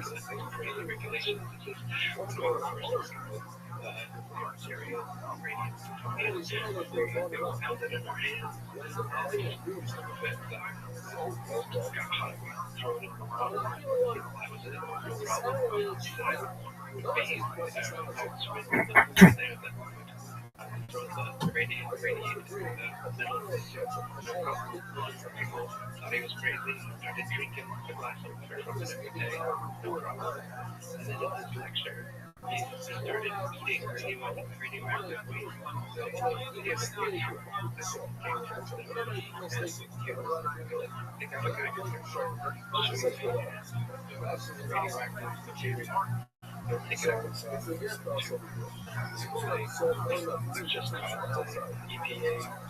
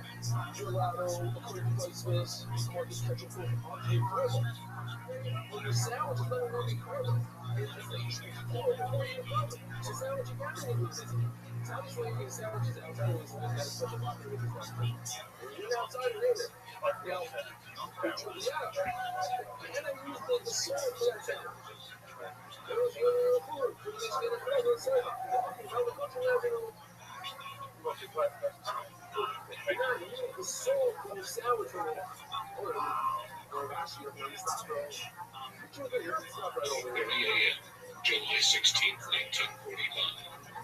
Entering the atomic age. Politics week.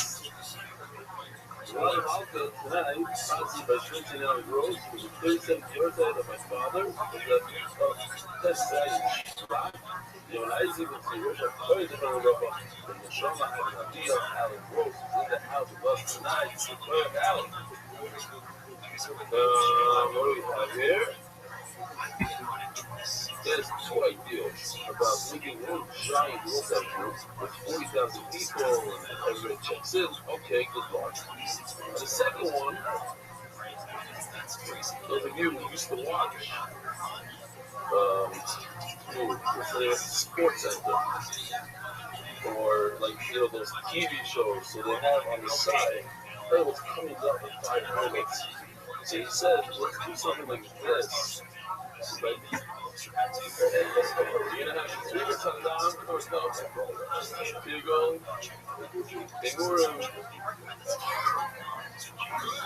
what this is all about. Okay.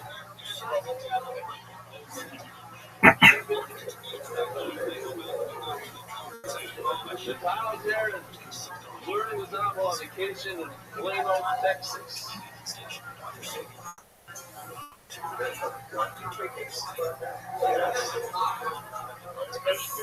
And it's interesting. This guy that sent the whole this thing is from Los Angeles. What's his name? Go on the Jared show from Los Angeles. The hospital was tremendously severe attention, single topic we're discussing. Listen, we needs to know what topic we're discussing now. What's going to help topic we're discussing in the future? Okay, listen, some people need to know what we're talking about now. On the screen now. Then there's another guy here from Los Angeles, the same day. Nothing bingo to see. The sun is on the Yomis of Ramas. There's about morning, English, or evening. So interesting, there were a bunch of people in Los Angeles. Glad we put them all together. The video I sent you up here, Donnie Fine's son, check this out. In a mostly non-religious unit, gets up there from where everybody makes a seal on a fucking buck.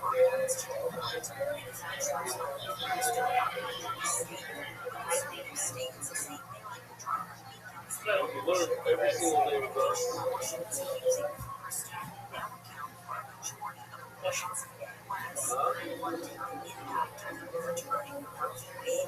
No, you're gonna see soon. Did it go with the camera pan? You do, so a lot of them are doing other stuff.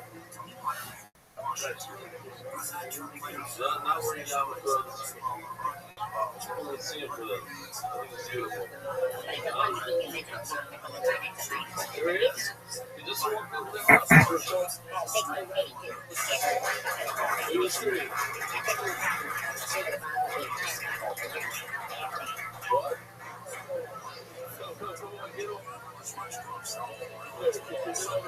It's an instruction that he walked in as I'm playing your video. What are you doing with my waters over there? Wait a minute. Just look at it. What's going on here?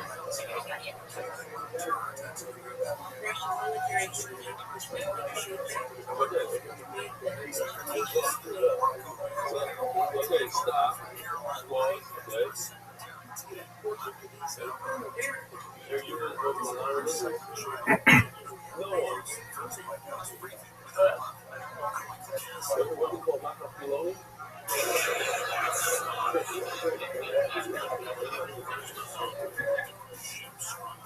With all these religious guys, get up there in front of everybody, you can see them. Get them on the stage first, then you try to give them a skill as they go. Really?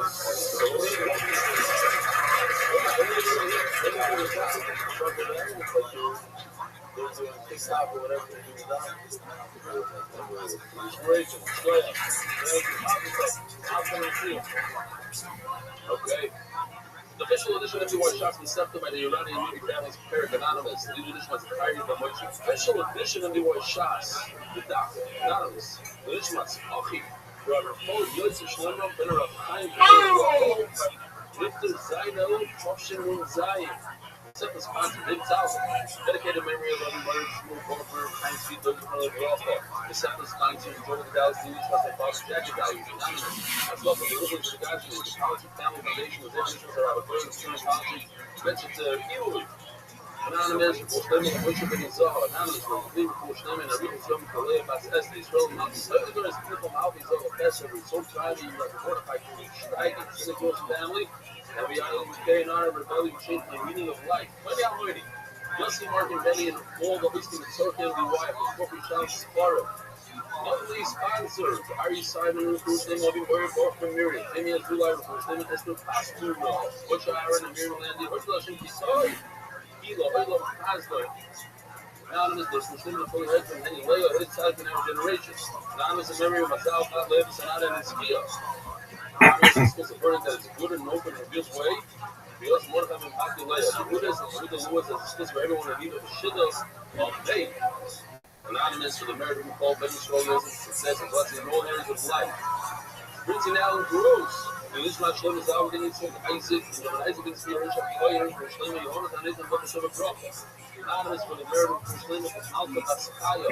Send us that down, over even down to the world of Muhammad, to Yonim, anywhere their world wide. In the Yishma, Sakai Shol, Golden Salad. Weekly sponsors, Alex, Abby, Rivka, Hugo, Isaac and Diana, the Murgy. Your love and support means everything to us. We love you. Daily sponsors, Jakob Slater's for Schlitter and Kaya, Jakob Classic, Randall, Karen Slater's for Schlitter. Anyway, Art, Josman Kai Sir for us forever. For Schlitter, Jonathan, Nathan, Beba Shabbat Prophet. For Schlitter, or Heaven Esther. The force Hayela, Daniel Zeb, Ben Hayela, Esther. Okay. So here's the question. Rabbi said, can a person read a jar of Lavoina? There is some English that says the Rabbi shall bring a carbon Lavoina. Is that doable? You say no. Anybody else? Anything? Like a can of cola, pizza?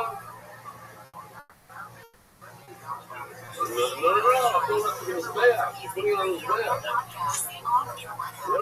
What about a pile of wood? You bring a pile of wood in.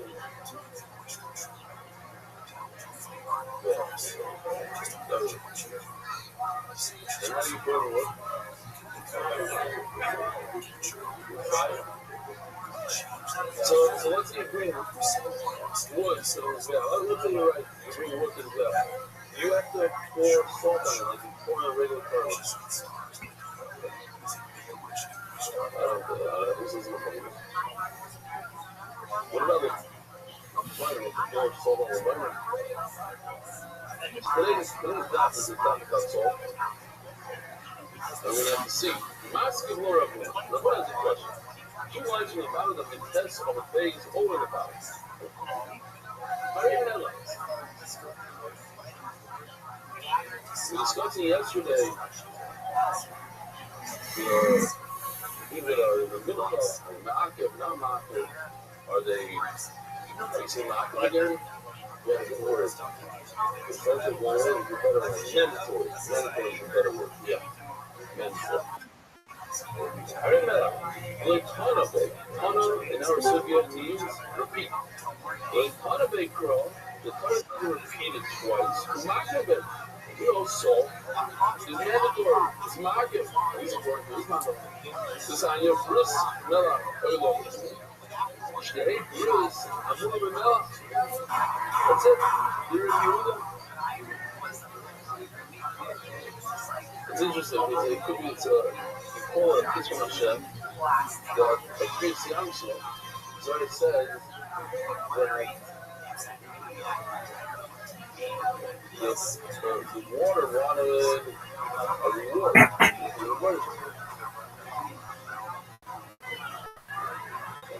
Hashem said,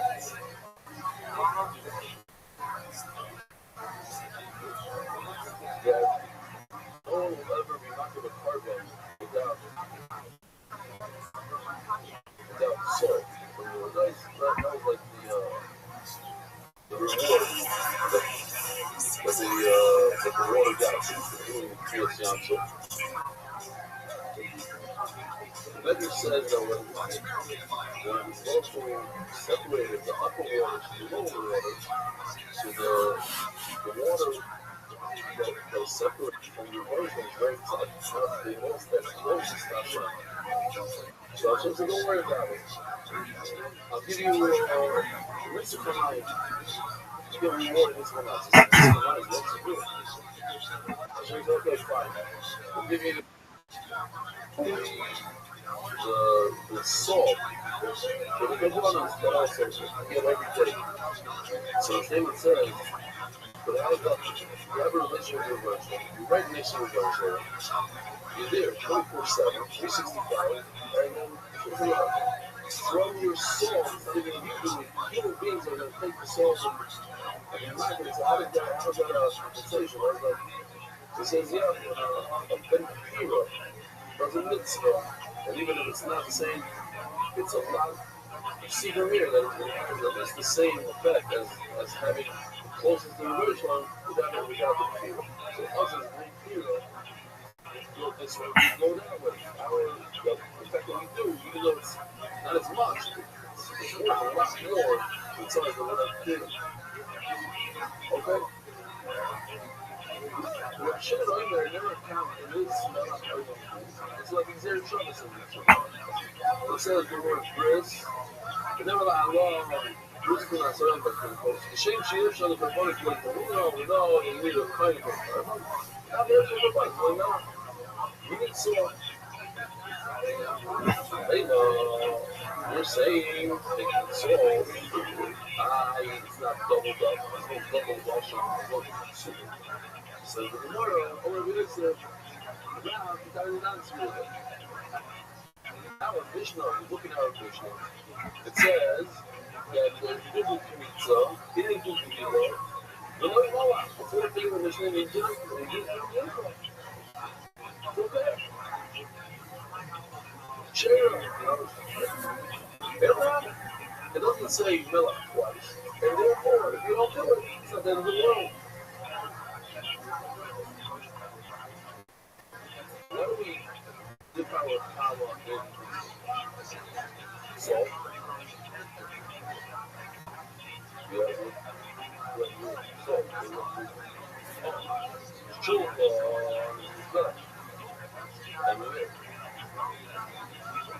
So why do we dip it?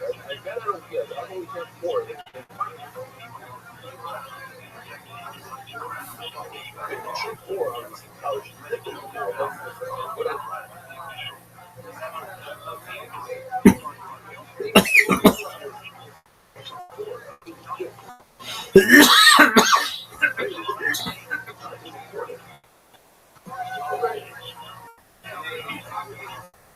Gives you that idea. You're going to give you that power because of the smell that we're talking on now.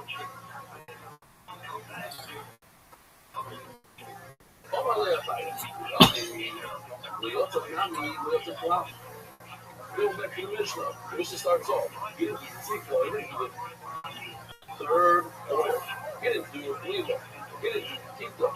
And then he didn't do nothing. He just said, Melech means he didn't do it at all. So then you have to say that the first thing we did, well, you outside the football, I mean, he didn't do it at all. But we know we're already established. Hello, we also prayed on his heart. We already spoke about it. So he said that Zika means never needed to do it. But Christ didn't do it. He's yours. And now we're like, well, prayed on his heart. But you need to understand because the word we spoke about it.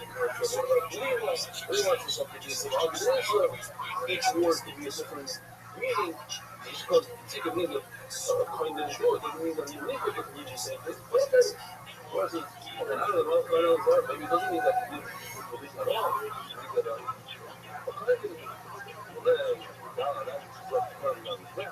What do you mean? How could it be possible? But sure cannot come close. What do you believe that? How does that? So I can't get it. What do you say, Mom? See what it is. So we had a similar shot yesterday. In other words, one of the things I remember was Kia. It said Kia, but the Russian it's a mock. What it says it says Kuka, it says Pyra. We don't need the word Kuka. So then, in order to say that it's a mock, it's mandatory, it's another word. One of the words is bris. Bris means covenant. I have a bris with you.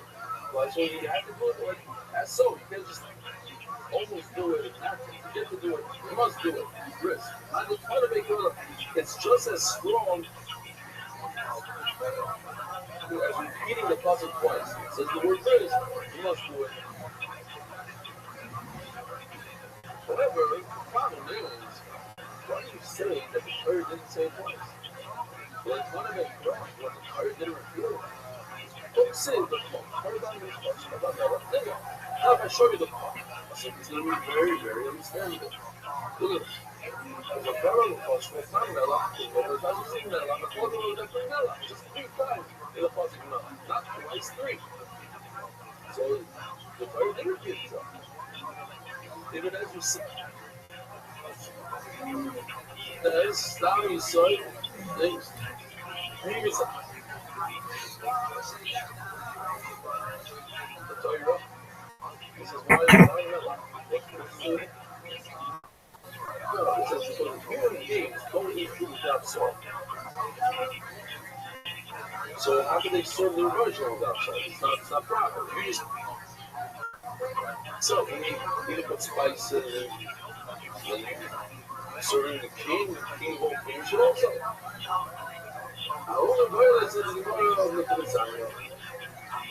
This whole parcel, you can't learn anything. This parcel, you have to learn. Even if I call it umbrella, so then you have 2 eggs in the down, you make it hey, not really, what does he salt? Maybe you have to salt the wood. Maybe you salt plus. Should I go garbage? What is it called garbage? What am I?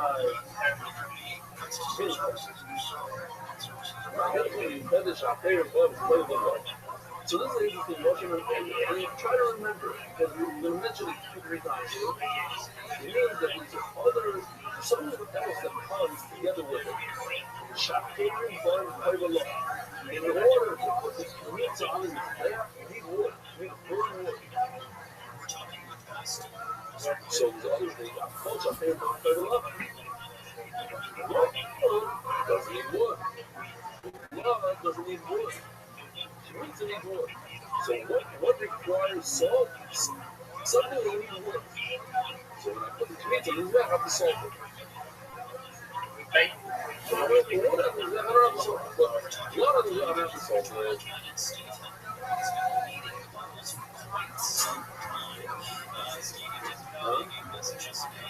Yes. Oh. Yes. Yeah. Yes. Jumped it good. We have about a half hour left. But I'm afraid it's very short. But let's see. Who are our guests tonight? Well, I haven't seen you in a long time. You okay? You okay?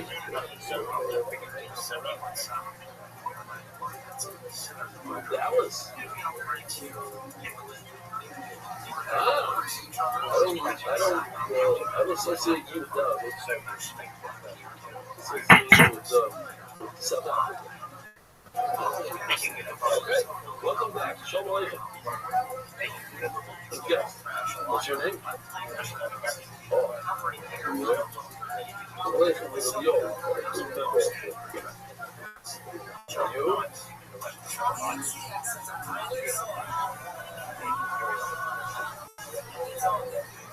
Should I? Aleichem.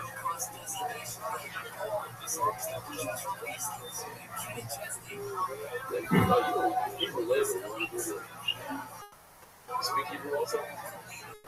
English is good. You?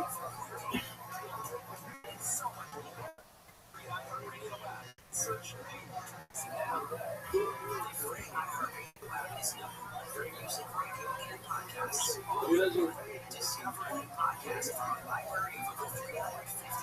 The guy next to you. What's your name? Shmuel?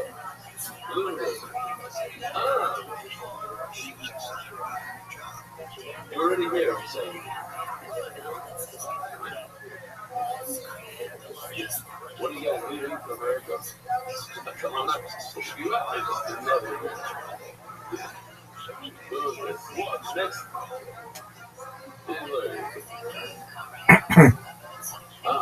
For you? Okay. We'll see the guest there. We're going to get there on Friday. We're going to get cheer. I'm going to stop calling Sweden. And I did a show with you for years. And when I came back to the children, I said, what? You speak off when I said yes. Because we have to the show. I'm going to come back that guy. He's not here today? What are you doing? Oh. What's your name?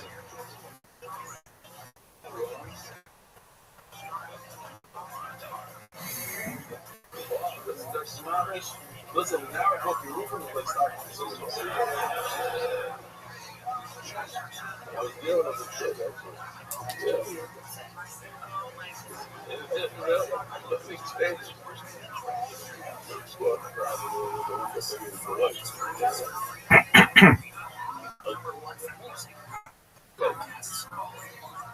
Right there.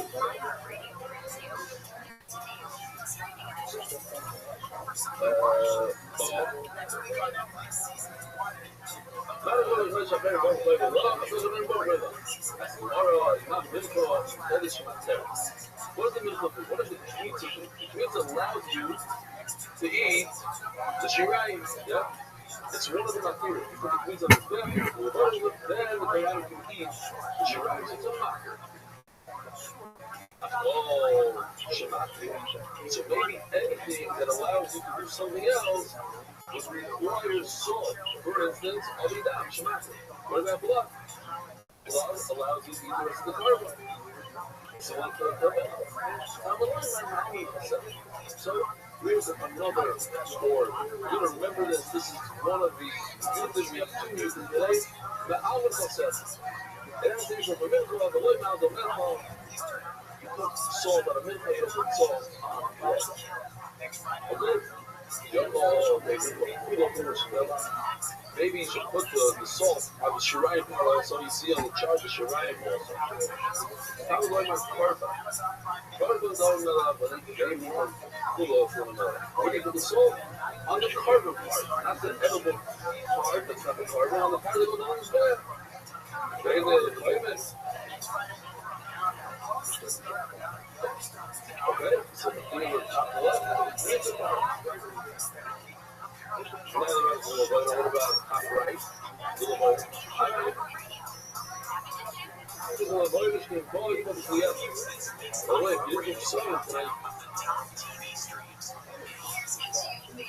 Good from here. This Rabbi Schwartz one for me. I like it. It's like nice pieces. And it has a nice smell. You have to make pork bargains and then very unique something. Somebody said, I see, I didn't see it. It smells really good, but it gets sad. I don't think you should check it. You say, I'm not a big rope fan. I love it. It just doesn't sound like this.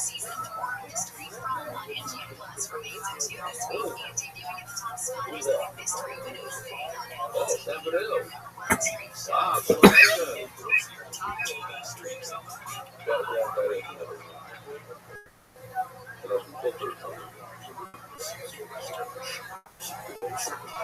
Right there.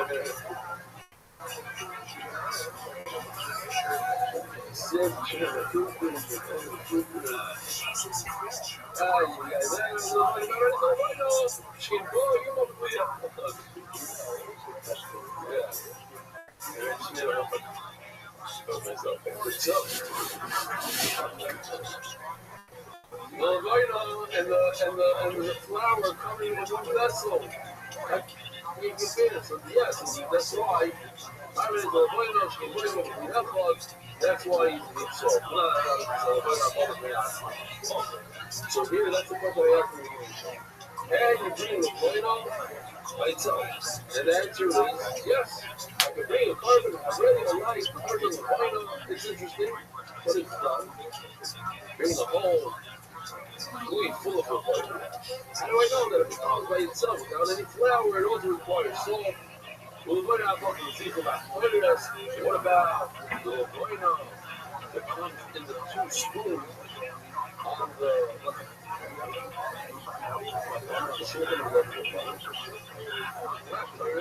and how do you know the curries itself needs salt? What about koyanim?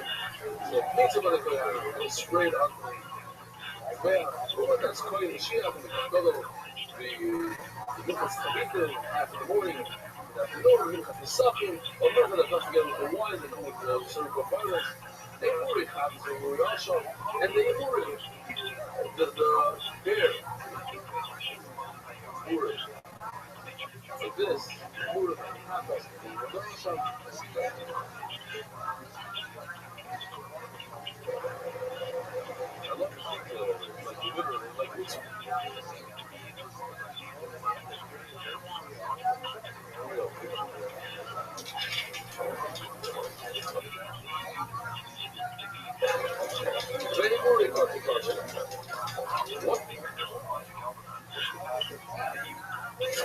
So Rashi says something interesting. I want to know this about Rashi. He says, because it bothers me right away. Look at Rashi. If he's talking about Katos and Asham, so what else is there? What other kachim out there that are not addressed by the Gemara? Yeah? It says Katos, it says Asham. So what else is there? Nothing else on the list. Oh, says Rashi, yeah, there is something on the list. Shlomo, they bring up Shmos.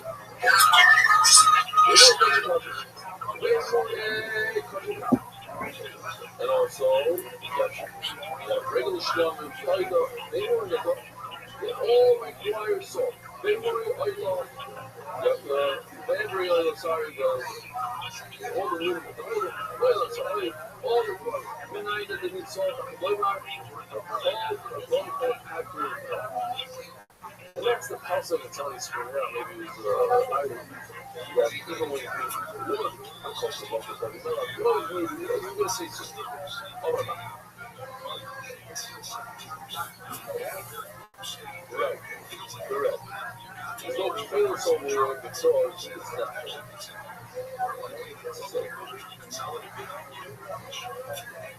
Oh, no. It's written in the tomorrow. Oh, my. Alien October. Did you see it? Or it says we're like, get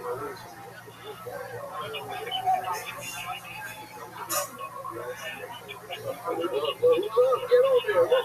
Where's it over there? Sorry. Oh, my. Alien October. It's time short.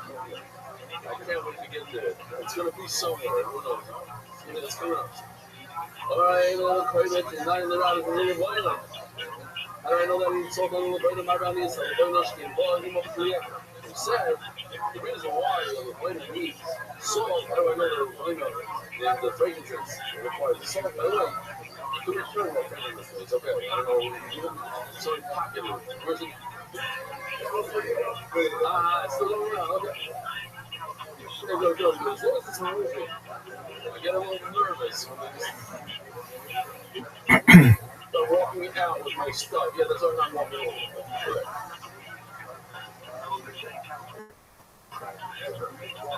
It's okay, don't worry.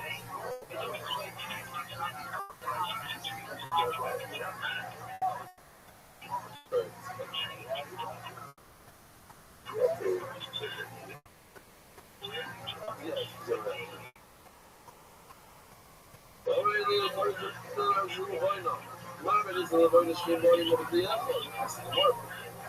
Why do I say smart? Leave. I'm going to find it.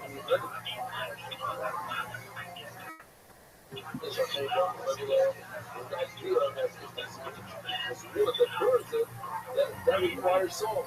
So why not? The bird doesn't work. So requires salt. How do you go? Aim on the clock. We're going to cry. So, well, Hashem, we don't know what to say. There's zero travel when it comes to the cloud this year. When the bird says a generalization, the bird says carbon. To me, all of these things you see over here, it can mean meat, it can mean wood, wine, bird, it can mean everything. So that's a very generalized Muslim. But then the bird says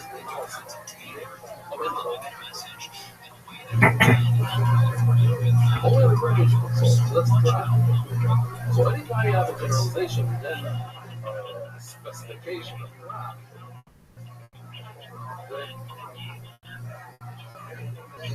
Well, the bird is really saying, forget the crap. Not generalized. It's very, very exact to crap. But if the pirate has another crop afterwards, then it don't forget. But the reason why it's a crop is now I have another focus. That's very similar to the crop. So that would be, it's only a crop and a crop. So right now we're at a crop and a crop. Oh, yeah, we have a carbon crop. We're a carbon So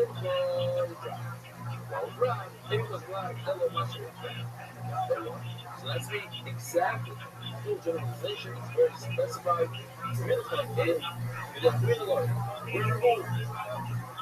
The whole list of providers I saw before, all these different things, and that's me only a month. And that's the only thing that requires me. On the rule, so no.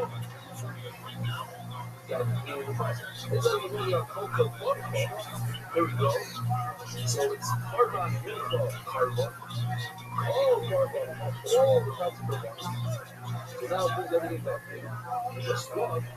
There's something similar to the has a carbon similar to the drop.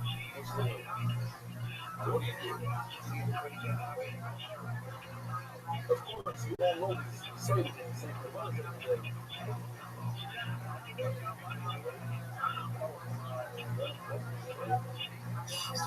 Thank you so much for taking the time for us. We do appreciate it.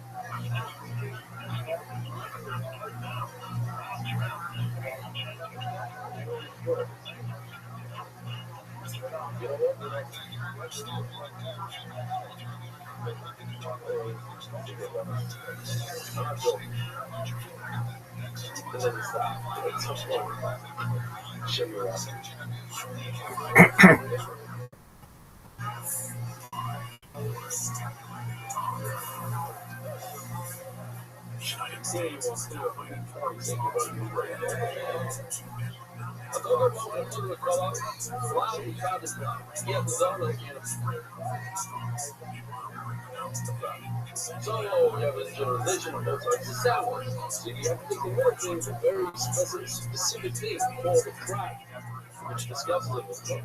So we learned that to the general category. The was not crack, very shot, hated, and still in that thing over there. The boy is more than the first part. Oh, something. So everything in the cloud to me, that's why Yoshi put the fires over there. This wood burning. If this wood burning, you have carbon that needs wood to burn, then it requires salt. Hold on, everyone, put it up. There's the room, put it up. Basic. Oh, it's everything has wood. Then now let's go back to the different question.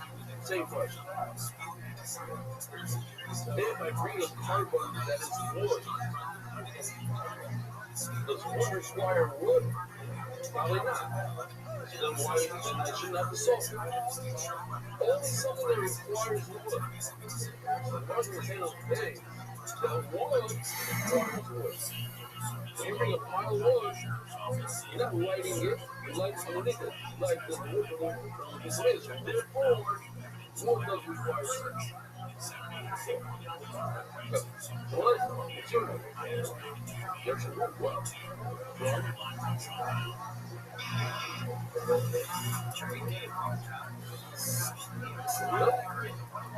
first time ever.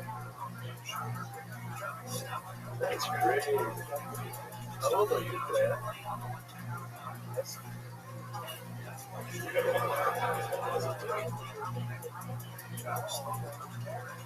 50-something years together. Wow. And why did they come down?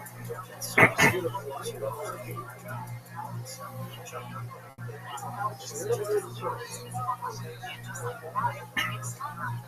Never felt like you have to go to the place over there. I know people do. You know what? No, what's his name? My friend is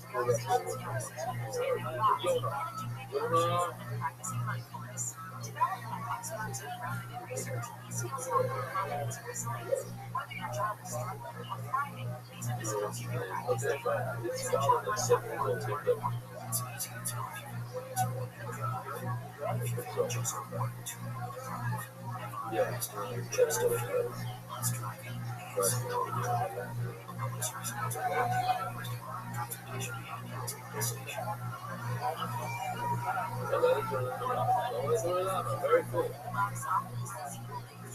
Where did I go to college? Oh, that's cool.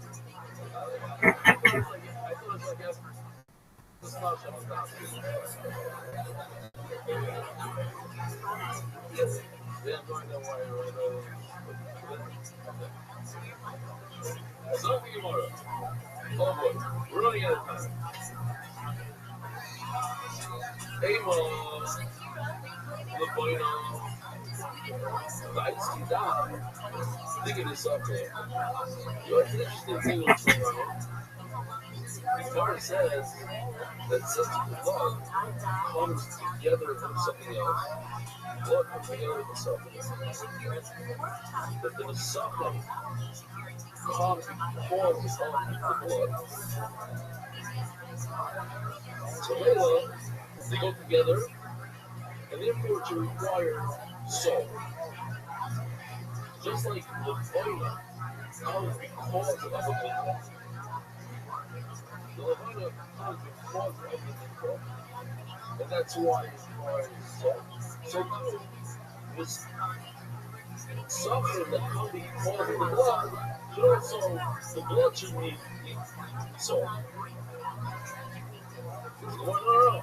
The suffering that they burn with us. Some of those times, the wine doesn't come because of the blood. The wine comes together when they say move. Except you don't steal. There's wine and there's meat. Because when we don't shop, you don't understand. For whatever reason, I said something. You were just going to say no. Like, a guy, I just thought it was funny. This guy, he's so shopping like that, he said something. You know, water, he was doing that night. So he went shopping in the morning, he went to the bakery, got up to the house, cookies and cakes and stuff, and he put it in the box. He went down there and streamed the box. So some friends decided to get him good. So he took a bottle of Brompton and put it right next to the box. So other people came and said, oh, it's a box of cakes. Typically, it's cold box. You know, but this is a bottle of liquor. They figured it's a liquor. And they opened it up. They're up at the party there. They got to finish shaking this one. There's nothing left in the box. There's also, you know, people that take home. So they asked the Rabbi Zilberstein. Joke.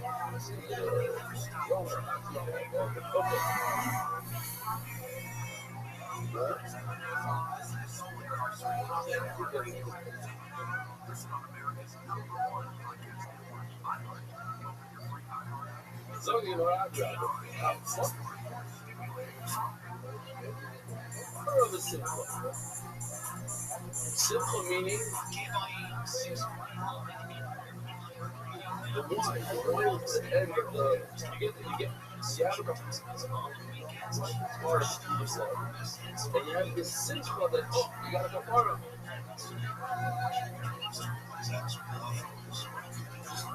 You don't have to drink the wine. Drink wine. It's like part of the simcha. It's a kosher love. It comes around with you're moving over about this Iberia. It's massive Iberia, dude. You want to know, you get a kapara. You know, so what do you want from me? I want the rest of you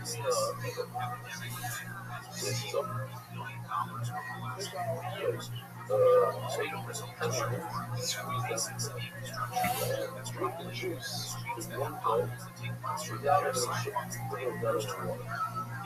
That's it. That's it. That's just the light that smirk on his face. And that was a thought.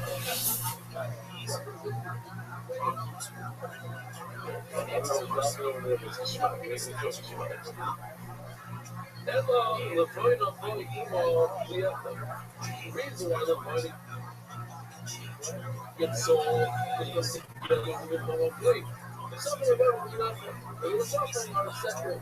The wine is separate, that's what it's sold. I like to scotch your blue, scotch your the wood goes together.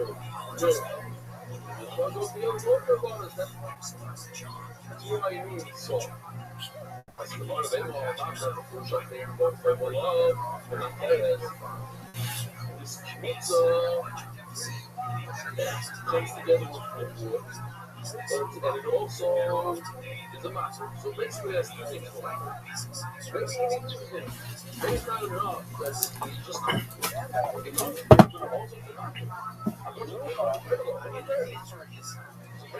two things. When you